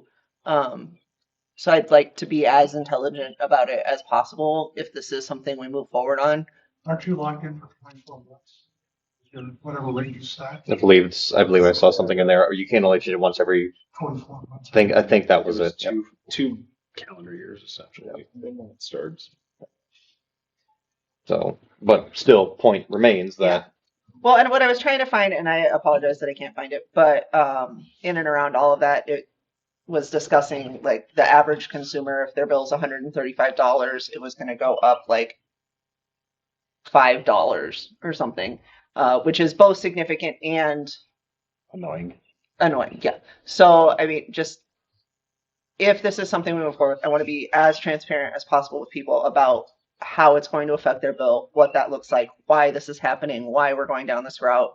Again, I feel like we have to, but people don't pay attention, and so they don't know. Like, we just got the letters in the mail about taxes and whatnot, and the letter itself is misleading on how things are presented. And so, in the interest of trying to be, to Johnny's end, as transparent as possible with people and getting communication and getting information out there, that would just be my big ask, is that we over communicate the crap out of this, so they understand why we're going this route.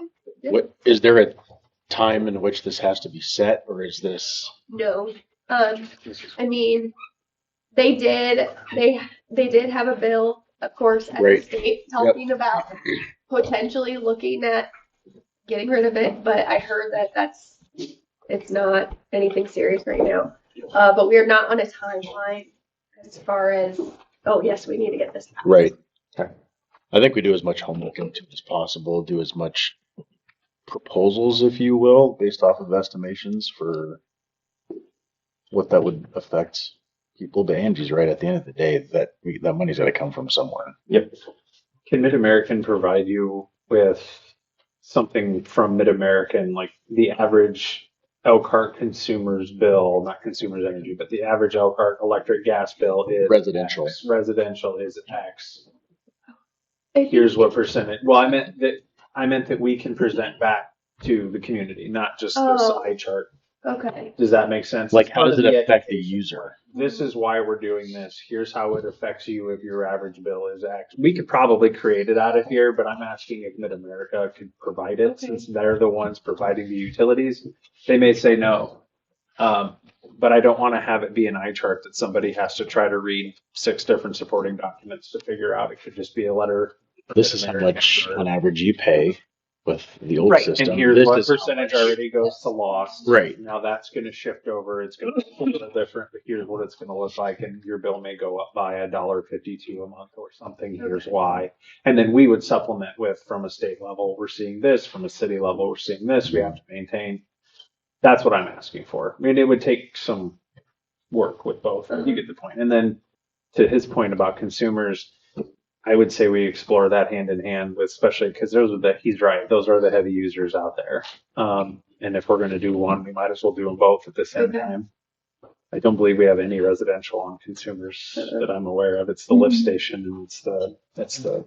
Would you have to do some wording change to the ordinance? Because the ordinance is very minimal. That's the That was correct. the next Yeah. question. He couldn't answer my question Yeah. today. So I've got to find a resource that can help me with that. But so are we talking about 1% showing that change?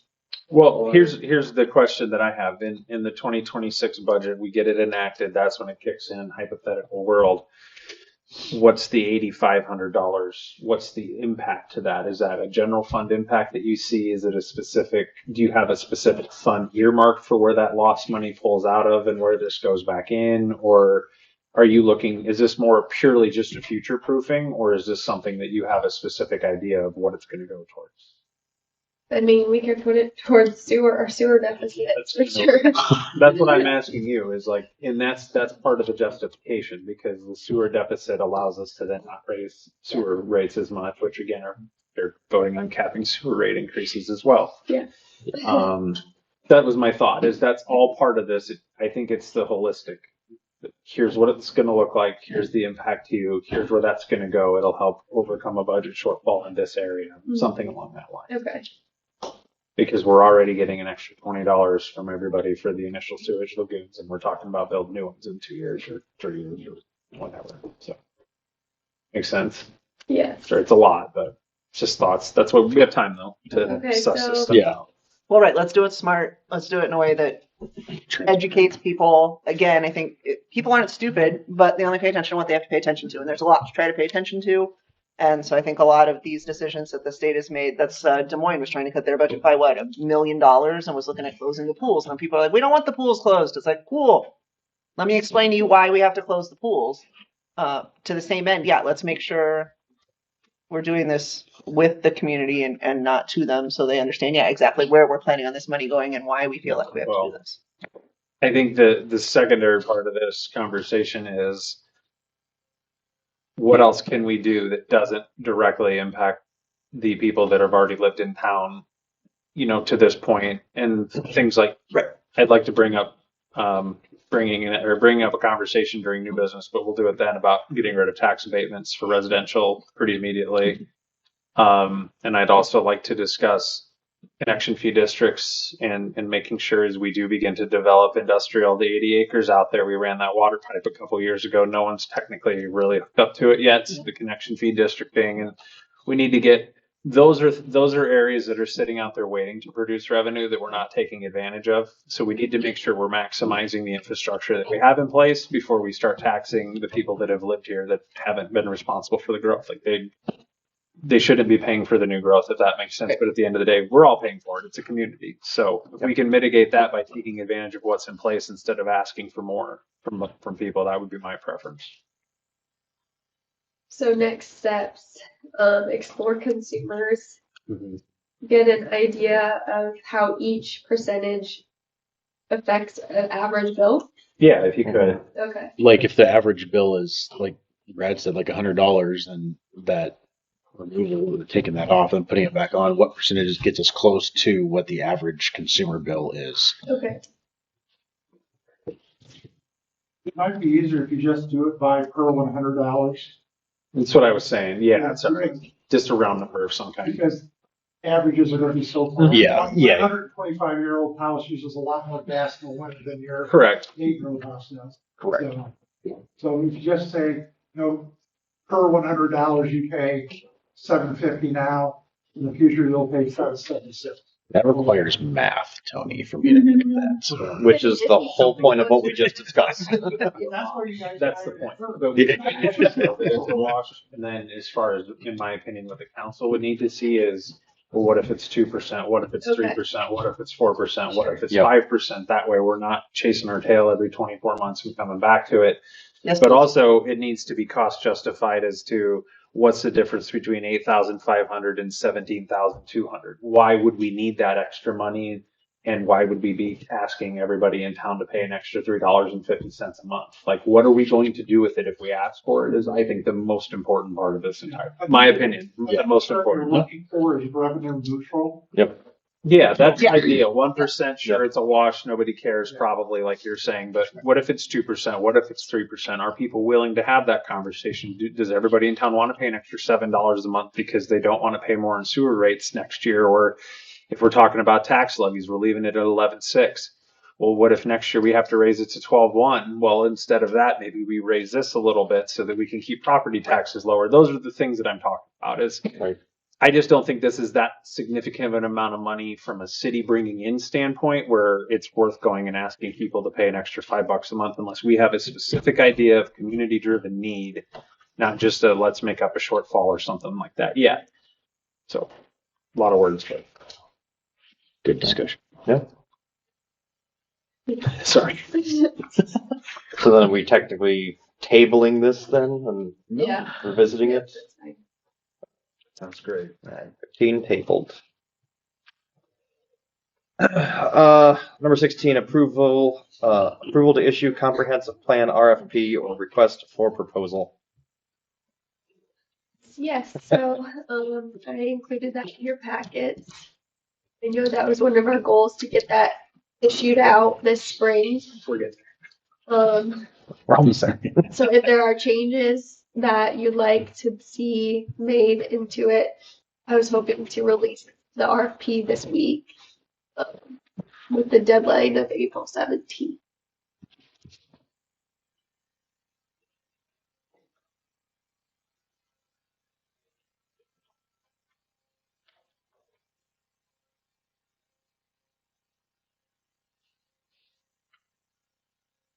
I'm skimming through it again. I looked at it last night. I don't. I didn't have any issues with it when I skimmed through it, and this was solidly at the top of our to-do list. So, how many hours did we spend?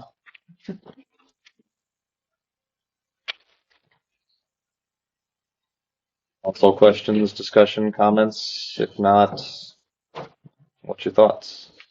Let's do it. Yeah. Yeah, I'd like to get the ball rolling. Now, did you also need that committee? Yeah, I'd like for us to establish the committee tonight as well, 2 council members, and then if Johnny, you would be willing to serve on that committee as well. If not, Spring Landing though would be a question. I mean, I would do the best I could to attend or phone in or what have you as best as I can. If not, I'd somebody take my place or fill in for me or what have you. So, I mean, I want to be in on as much as I can be. So sure. You can only have 2 council. Yeah, I can only have 2, but you know, that would be 3 people total, and I think we could still review them just fine. That's the case. I might think would be most appropriate. Angie, you be one of them, definitely. I would like to be. Yep. And then does anybody want to volunteer, or do you want me to voluntold, or? I'm fine with it. Okay. be interested in it if everybody else. So Miss Schaffer and Mr. Fordyce, unless there's any objection, or then I will do my best to be at, phone in at, do what I can. Yeah. You've done good in the past. I have faith in you. Oh, thanks. Committee formed. Okay. Yep. I will get that sent out tomorrow then.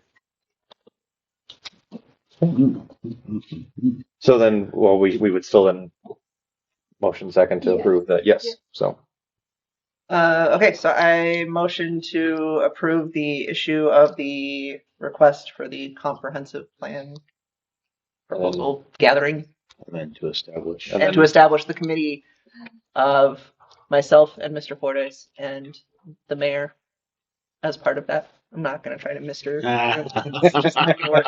It's gonna go bad. I second that. she's like all of it. Yes. Yeah, that's all the things. That works for me. Fouraker, Aye. Edler, Aye. Schaffer, Aye. Campbell, Aye. Fordyce. Aye. Okay. On to number 17, citywide cleanup day options. Sucked. Yeah. Well, I didn't like any of them really. June 28th looked like the one where they can participate, and it is the weekend after the festival, so there may be some extra cleaning up to take. This is not really a place. spring cleanup, Yeah. but yes. Well, and it's only 3 weeks before the citywide garage sales as well, so there will be people naturally moving. If we're gonna things wait around. that long, why don't we wait till after the garage sale and do it? Because then people are gonna get rid of Back to horse. school cleanup day. Well, I know. I think they've got Halloween It really is decoration. Year after year, they Yeah. just have the same weekend reserved or something. I don't mind June 20. I mean, it looks like honestly, it's June 28th or curbside were our two options. Right. So From Ron and Rick perspective, because I think it's important that we ask what they think about this. I talked to Ron on the phone today about it, and he is more amicable to the curbside because that avoids them on overtime on a Saturday. so he wants to drive around during the week and pick up the stuff then, as opposed to having Ankeny Sanitation do it. You mean, or am I misunderstanding? No, it's Ankeny is Ankeny Sanitation is doing curbside. Oh, so it's not Ron and Rick. I thought you said Correct. Ron and Rick. Okay. No, they don't why I want to was do it at the city shop. They don't want to do what we've done before. Right. Yeah, They it want, helps us. I think they want to be as hands off from it as possible. The thing that was discussed was how do they bill the houses? Is it they just note it as they go by for like appliances and things like that? I think I would assume. they have to sign up ahead of time, right? So at that time, they would tell them, well, we have an appliance, we want you to pick Okay. up all as well. It wasn't the at one point didn't we talk? It wasn't the city paying for thought it. we were picking that up. Yeah. Okay. It's provided as a service. Right. Okay. Yeah. Well, that's what Ron Yeah. like. No, was so they curbside. they want us to do the curbside option where Ankeny Sanitation does the pickups, is what they're saying. So it's an extra trash day, but it's not trash. Great. It can't be because it's not an accepted item. Did that open up more dates then? Yes, I don't remember. I think it No, I think it's still the same. I'm trying to find the one. I had the list in here and I can't forget. Yeah, that's why I was just looking for that today. It's on cleanup day options from Ankeny Sanitation. So we can visit where it was. Let's just look at it. No, it's right here. It's a different set of attachments. Oh, yep. Thank you. So, Hey, yeah. cleanup date options. Yeah, because I know that as far as for them as well, they had several of those dates that they're not available, not here, whatever the case may be. This is 28th looks good then if that's what works. Yeah. I'm not saying that's the decision that we have to make, but I think it's important to include their opinion. Yeah. Well, if we set the date of the 28th tonight, do we still have to know 100% if we're going curbside or the other way? No, we could still, I mean, I prefer we have I mean, it said. well, right, and I'd like to do what they want. Yeah. I just don't think the April date is reasonable. Yeah. Right. Potential injuries. Well, my recommendation to you guys, and you do what you like, obviously, but is let's move forward. Let's try something different this year. One, having it because we didn't have it last year, but two, doing the curbside because there's been some concerns expressed in the past of, well, what if I don't have a vehicle that I can bring it up to the city shed? Or what if I don't have the help? What if it'd be a lot easier for folks to have it just to get it to the end of their driveway a day or so before the pickup versus trying to lug it all the way to uptown. So all 12 No, blocks of it. But To Brad's concern that he had previously mentioned, people putting a bunch of stuff out in front of their houses does also then right. open up Yep. wandering. So we'll just want to have, But I think that happens everywhere. it will. That's But some of my best stuff came from other people's trash days. We can let Polk County know too that it's going to be out the night before, and we can ask for an extra patrol that night. We strongly encourage that people don't start stacking it out there 2 weeks in advance. Right. And one code stuff and two other stuff. But We'll just make sure that as much to your end, we're trying to always communicate, but as best we can communicating so that people that aren't participating also still know that that's going to be going on, because suddenly you'll have all the slow creeper traffic going around. It's inevitable and it's unstoppable. It's going to be something that we're going to have to deal with going curbside, because the one man's individual's trash is always going to be somebody else's treasure, no matter what, right? So Hey, some people get rid of good stuff. you're not wrong about that, but it's just if we put things out on the curb for the trash to be taken away, there's going to be people from out of town that are going to come in and be roaming the neighborhoods. It's just the way it's going to be. We have that now. I can get away whatever. Yep. You know, Yeah. sometimes it's gone an hour, sometimes it takes 5 days. Yep. Does anybody check, see how many customers Ankeny Sanitation versus the garbage guys are versus Aspen, the other companies? Ankeny Sanitation's gonna pick up the whole thing. They probably pick up some that are the garbage guys, the other ones too. Not on a Saturday. Yeah, we're paying them to do every address, even if they're. And they have garbage guys for their sanitation and not Ankeny. Mm-hmm. And that's the city's paying for the whole I city. understand. People They have to set sign up. something out that they're not supposed to pick up, and they know the garbage guys won't take it. Who's gonna regulate it? You're gonna have a guy in a truckers, city gonna drive around and check and be sure. Ankeny just won't pick it up, and then they'll have to figure out that it didn't get picked up. I was But gonna say, if they don't sign up for it. Right. Yeah, that's it right there. It's a pre-planned event. if they're not signed up, it ain't getting picked up. So I understand that. Yeah. Before, but a lot of people don't yep, pay any attention. One house gets 3 houses. right. You know, hey, you signed up, I'll set mine out over there. Well, and if that, I mean that'll probably happen. As long as it doesn't go past the scope of what we're paid for, and he's okay with it, then we're good to go. And then anything that's left over be responsible to the homeowner was another point that Ron brought up as well. And I agree with it. So that goes back to the we don't know what we don't know and try something new. And if it winds up not working, then we just don't do it again. I personally like the timing of the June 28th when I saw it, because it's already the end of March. We're talking about code enforcement letters beginning to come out in the beginning of July. This is I don't want to say get out of jail free, because no one's going to jail for anything, but get out of this is your chance to get rid of it, because we're not only going to begin a different type of enforcement on this, we're also giving you an opportunity to rid yourself of things before we do. Get out of violation free. Get out of violation free. Sounds good. So I'm good with setting it for June 28th if everybody else is, and then going with curbside. Yeah, let's give it a try. motion to approve citywide cleanup day is curbside June 28th. Second. Fouraker, Aye. Edler, Aye. Schaffer, Aye. Campbell, Aye. Fordyce. Is that all good? Yep. That's what you need. Thank you. And then I think we include that with code enforcement education, 100%. Yep. All right. Speaking of, number 18, code enforcement. I have a code enforcement proposal. Yep. Would that be you? Yep. My name's Harrison Van Osdal. I am also a worker in B&K, building inspector. So I deal with a lot of different communities, and Jason is actually my dad, so building official. So he owned Iowa Code Enforcement, and then he decided that, so Max was my brother, he was the one that was running everything, decided that he wasn't going to run anything anymore, and left that to my dad. My dad decided he was going to get rid of it. I was interested. So I have taken over code enforcement, and now I have contracts with Stewart and Dallas Center and working on a couple other towns. So kind of changed all the billing for all that stuff, but I'm not here to sell Iowa code enforcement to you. You guys already know if you need code enforcement or not by looking at the other properties in town. So Do all of you guys have the service proposal Mm-hmm. of seeing all that information? So $600 per month, which would be 7,200 per year. So it covers 8 hours of work. We would come in, drive around the town. Normally we do it twice a month. It kind of just depends on how the city wants to do it, but we normally do twice a month. Go through at the beginning, go around, take pictures. All the pictures have time marks and everything on there. Take specific pictures of all the trash and debris that needs to be cleaned up. And then I'll go home, send out all the letters. Normally do it on a Friday or a Thursday, and we'll send it out later on. So I have my wife that actually helps me with the pictures. So she goes around, takes pictures.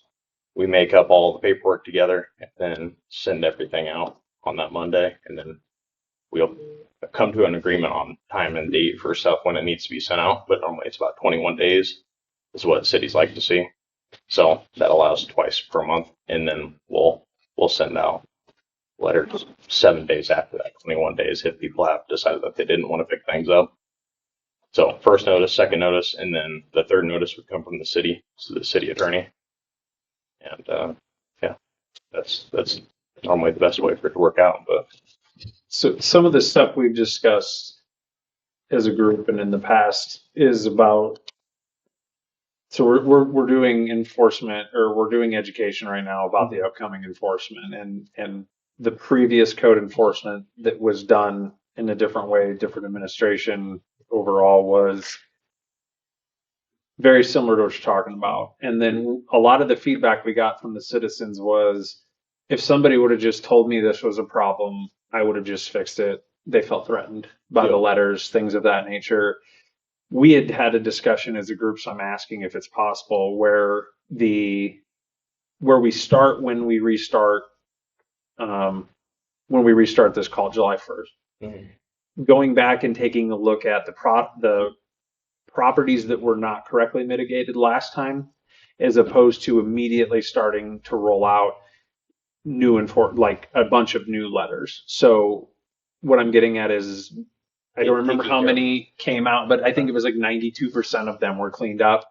The 8% that weren't, some of them had mitigation plans in place that were just not followed. Some of them started mitigation plans and then stopped. But overall, there is a batch of properties that have, I would call them outstanding notices. They still haven't been cleaned up.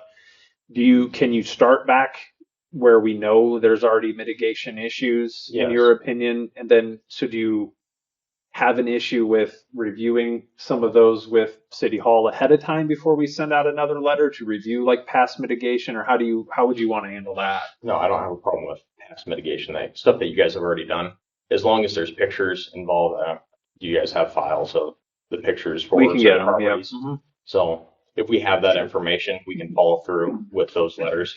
It'd be something that after that 21 days, we'd come back and we'd probably take more pictures and just to make sure, they're picking up here and they're picking up here. Like just seeing that there's progress being made. Yeah. We can be as hard or as soft as you want us to be. If you're seeing progress and you want to keep letting them go, That's kind of up to you. But if you want to be kind of just hard in the sand, line in the sand, like it needs to be done. Yeah. With that, I don't think there should be any discretion. Yeah.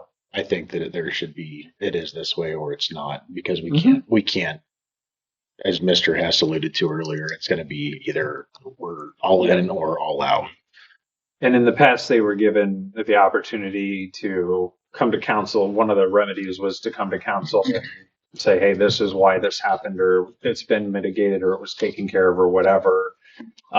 We'd like to leave that as an option as well. What we had talked about by building this proposal was taking the onus off of, our city staff members from having to go around and from notifications and knocking on doors and things of that nature. Do you ever have direct contact, or is it all indirect through mail? It's all direct through me. Okay. So how Dallas Center and Stewart have it set up, we do. So our notice is sent out as all the information for code violation, and then it shows the remedy with what all they need to do.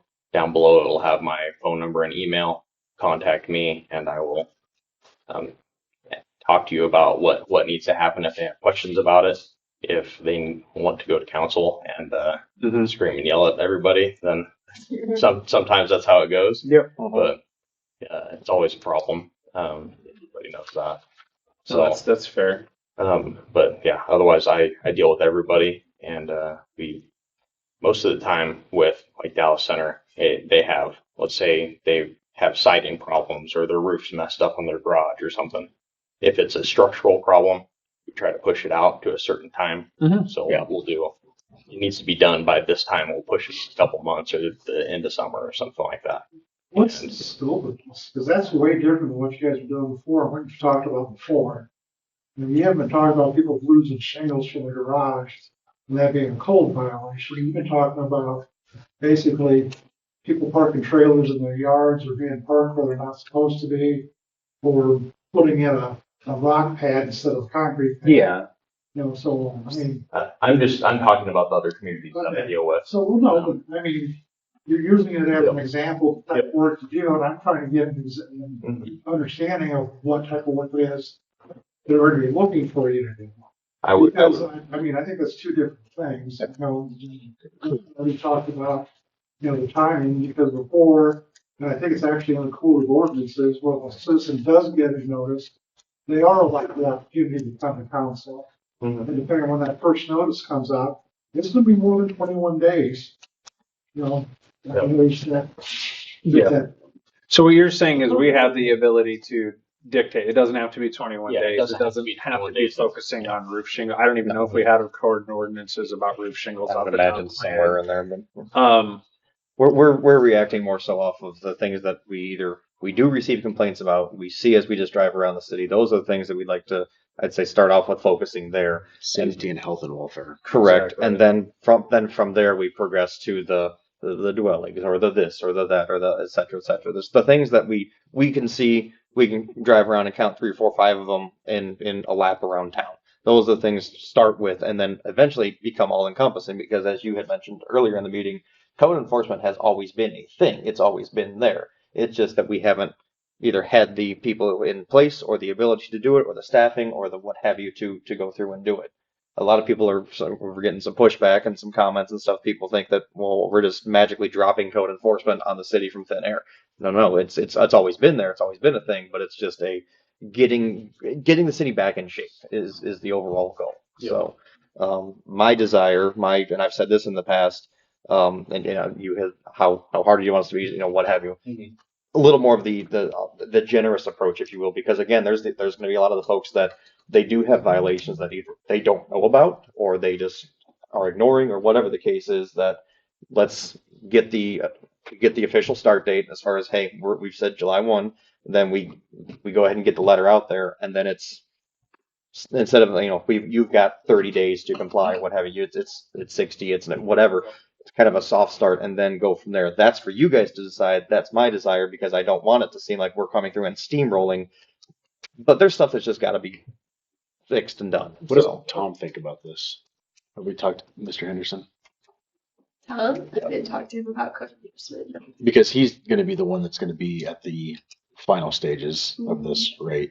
So I'd be interested to see what his opinion is on this. Yeah, the last opinion from him is most likely dated, and it revolved around taking care of the already noted issues first, and then working back through other issues second, because those are the ones that are going to be more intensive. So my question is, you're going through town and we're saying, hey, here's a list of properties that had been deemed, you know, excessive junk, maybe a dilapidated building or a caved in roof or a house, a structure that's no longer inhabitable, things of that nature.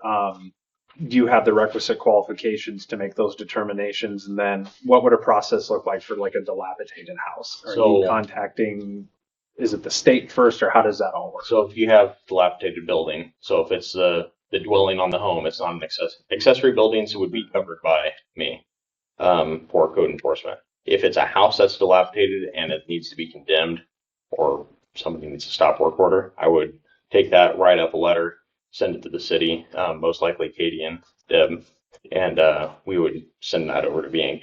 So I'd send that over to Jason or Chris, and then they would take that from there. As the city's engineering, you're saying, so that would supersede. Okay. Yeah. So the building department would take that over, and decide whether or not it needs to be condemned or not. But That makes sense.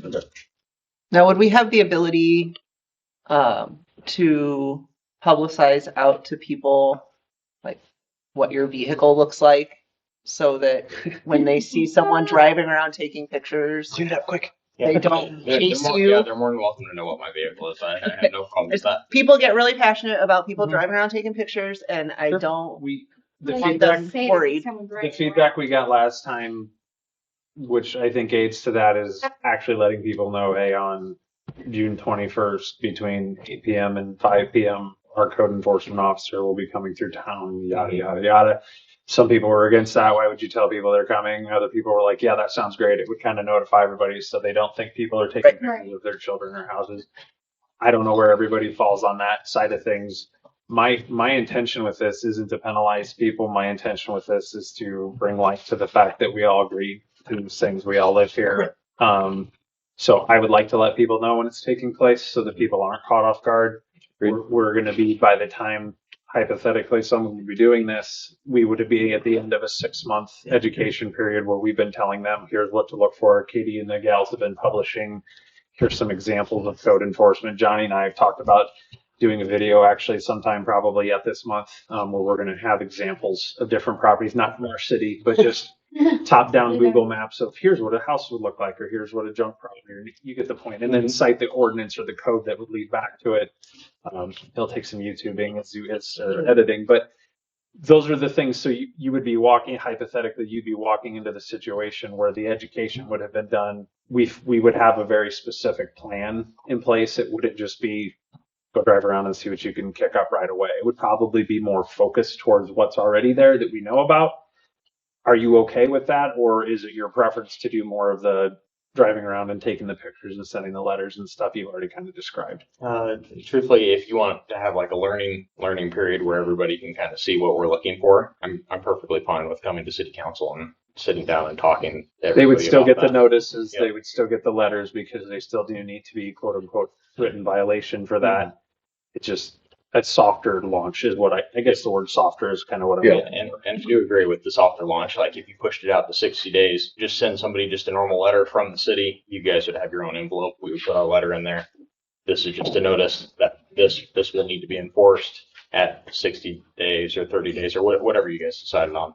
And then we take it from there. And then go When I with it. do, I think advertising the date or time that you're going through adds to the spirit of what we're trying to do here, which is we are not trying to catch you doing something you're not supposed to be doing. And yeah, try to alleviate people's concerns about strange people driving through town taking pictures. So. Yeah. And I'm always willing to. I'm driving around with my window down. If there's somebody there, I'm going to wave at them. I'm not going to just mean mug them. Thank you. We appreciate that. But yeah, no. For Dallas Center and Stewart, I've let them know what vehicle I drive. So if anybody does call, they'll call the police department, and then they'll be like, "Oh no, that's the code enforcement guy who's just driving around taking pictures." You may have already done this, but can we get reference from Dallas Center and Stewart to have a conversation about how they run it, what they found? Yep. Public discussion, I'm not saying, but we should check references before we spend, to due diligence on those types of things. And then obviously there were some concerns about a previous code enforcement officer too, doing like background check from a city standpoint of who we're hiring and who we're bringing into the city to do this stuff. It You ended can up background check me all you want. Yeah. No, I mean, I just think it's due diligence. Yep. It's not. No, I completely understand. It's just there was some misunderstanding last time about the code enforcement. I think it ended up being his brother or something like that. But just to clear those bases, because those are important things of who we trust to come into the city and help us with this stuff. Was there a defined RFP that went out for this? No. And so you not comparatively bidding or? If you want me to get a bid from Edler, I can. I just remember that there was not a good. So when we set out to even find code enforcement possibilities outside the city, there have been two options out of all of the places we've looked and the places we've called in the different cities we've worked with. Mr. Van Asdal, am I saying it correctly? Yep. And Ed Lee Boom, who at the time told us he was no longer doing it. and then reached out to us about a month and a half ago and said, yeah, maybe I will start doing it again. So let me know. Otherwise, there isn't companies that necessarily provide this service, at least in Iowa. Well, it's basically just a contractor service. I mean, Correct, but there's really no place to go as far as that goes, and I don't believe in this situation, from what I've seen and from the dollars being invested, that it requires a RFP situation or a public bid situation. But we have done our diligence, in my opinion. But an RFP also spells out the conditions on which you want that person to. So does the contractor agreement that we're going to write eventually too. We have to come up with that. We have time, but yeah. Ed Leadham is the only one that I know currently that does anything in the state of Iowa. Right, because either cities, I won't say ignore it altogether, or they're big enough to hire their own person. And we're somewhere in the middle where we're getting a lot of pressure from one end to do it. It's just, we fall in that middle ground, I think, where we don't have the money to have a third full-time public works person that we can assign this to, as we've discussed a million times. And we're not small enough to ignore it, quote unquote, ignore it. So.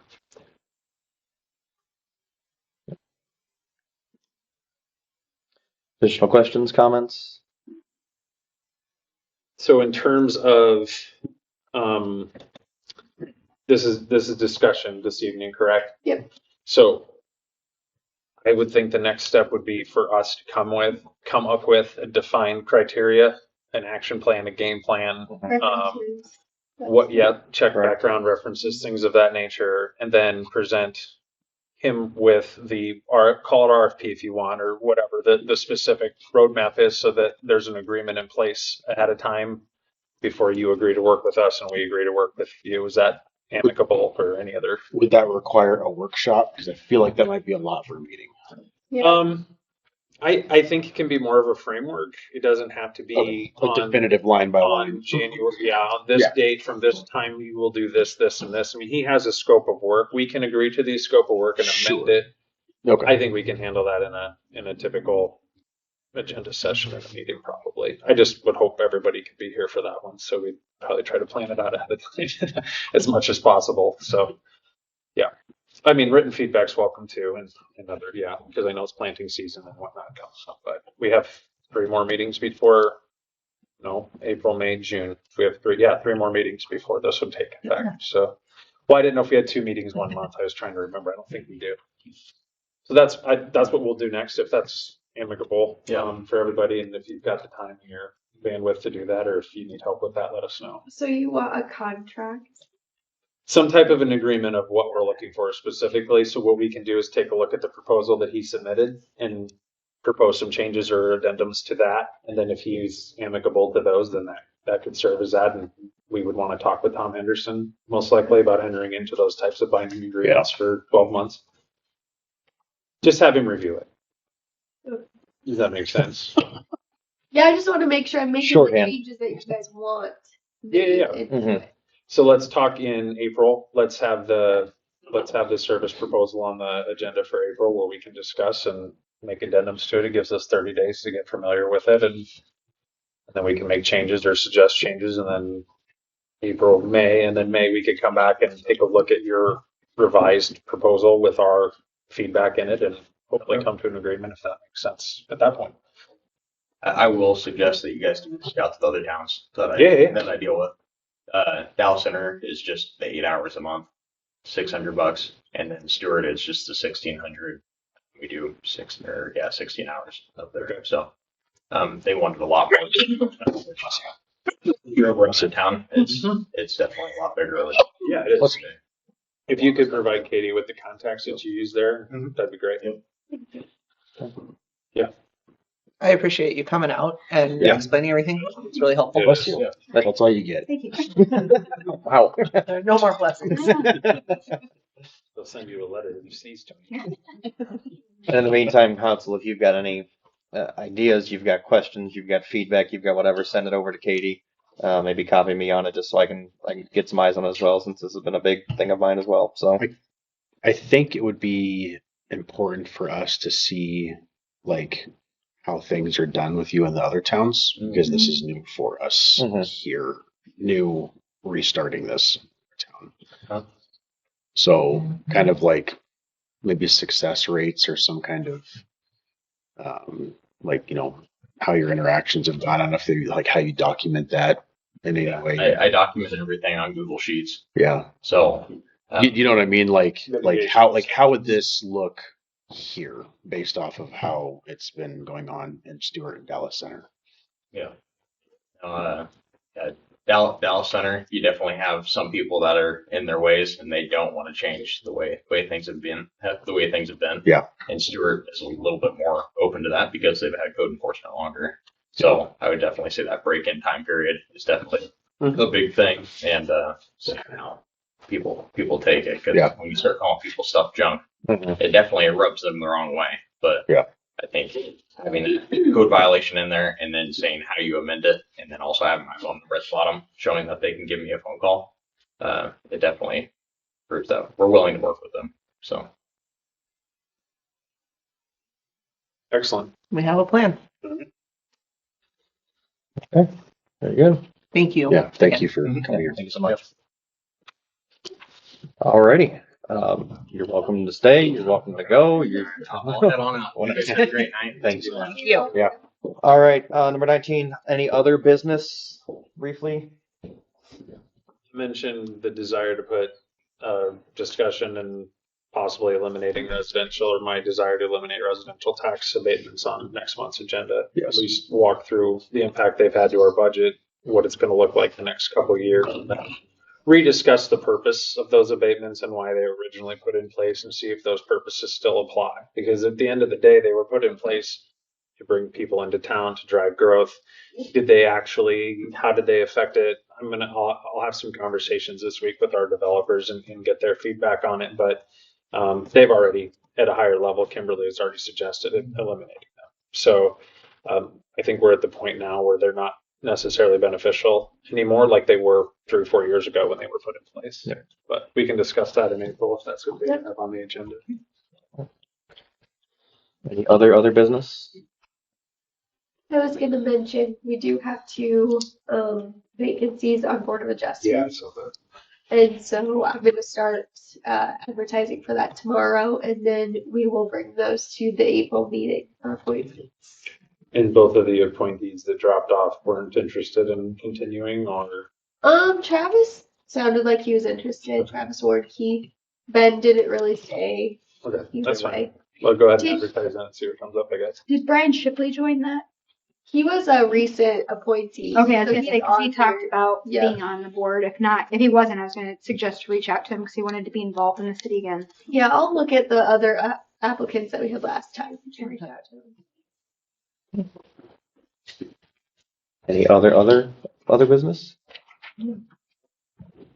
Okay. That'll take us to number 20, which is a closed session. So just for transparency, here's how this is going to go as far as for the recording, which we have to keep since we do this closed session. What I'm going to continue to do is record through in its entirety in post, if you will. I will then take that section out of the meeting video that I put up to YouTube. I'll announce, hey, we're in a closed session. Here's the time. It'll cut at that point. Then once we come back out of closed session, I'll come back in, put that back in. We'll note the times that we were in closed session. Katie, then I will get you that file that is in its entirety as far as this whole spiel here, going into the discussion itself, exiting and all that, so that we have that saved and preserved as legally required to do so and all that good stuff. But for sake of all that, so at this time, I'll ask that everybody, before we even enter in, if you guys can start making your way out as a closed session. We need to have the room cleared, other than council and staff. You have to actually make a motion. You are correct. My apologies. So, can I get the motion and can I get the second enter to the closed Motion to enter closed session. Second. Okay. Fouraker, Edler, Aye. Schaffer, Aye. Campbell, Aye. Fordyce. My apologies in that we are now in the closed session, so I'd ask all to exit the room at this time. Thank you for coming. Have a nice day. I can enlighten you a little bit. I'll enlighten you a little bit more on it. Thank you, Jim. We need to press forward, Mr. Hess, if you don't mind. So, thank you very much. Appreciate it. Don't mean to be rude, but thank you so much. I appreciate your ability to move people around. Yeah. So now the time is 2014 or 8:14 for the normal folks in attendance. So at this point, Mr. Campbell has stepped out of the room momentarily. yes, so we'll continue once he returns here. But at this point, the recording will cut for the council upload, and then we will do all the fancy stuff from there. So Awesome. through the power of editing, we'll see you on the other side. Deb, what time did we enter? 8:13. We entered the closed session. It is now 8:33. We are about to exit the closed session. I need a motion and a second to do so. Motion to exit the closed session. I second A little less attitude next time. Thank you. Fouraker. Aye. Edler. Aye. Schaffer. Aye. Campbell. Aye. Fordyce. All right. We are now out of closed session, back into normal meeting, which the recording will Motion pick up to at that adjourn. point. Second. On to number 21, adjournment. They already did it. Yeah, I didn't say it yet. Oh. Second. Okay. Fouraker, Edler, Schaffer, Campbell, Aye. Fordyce. We are adjourned. Thank you.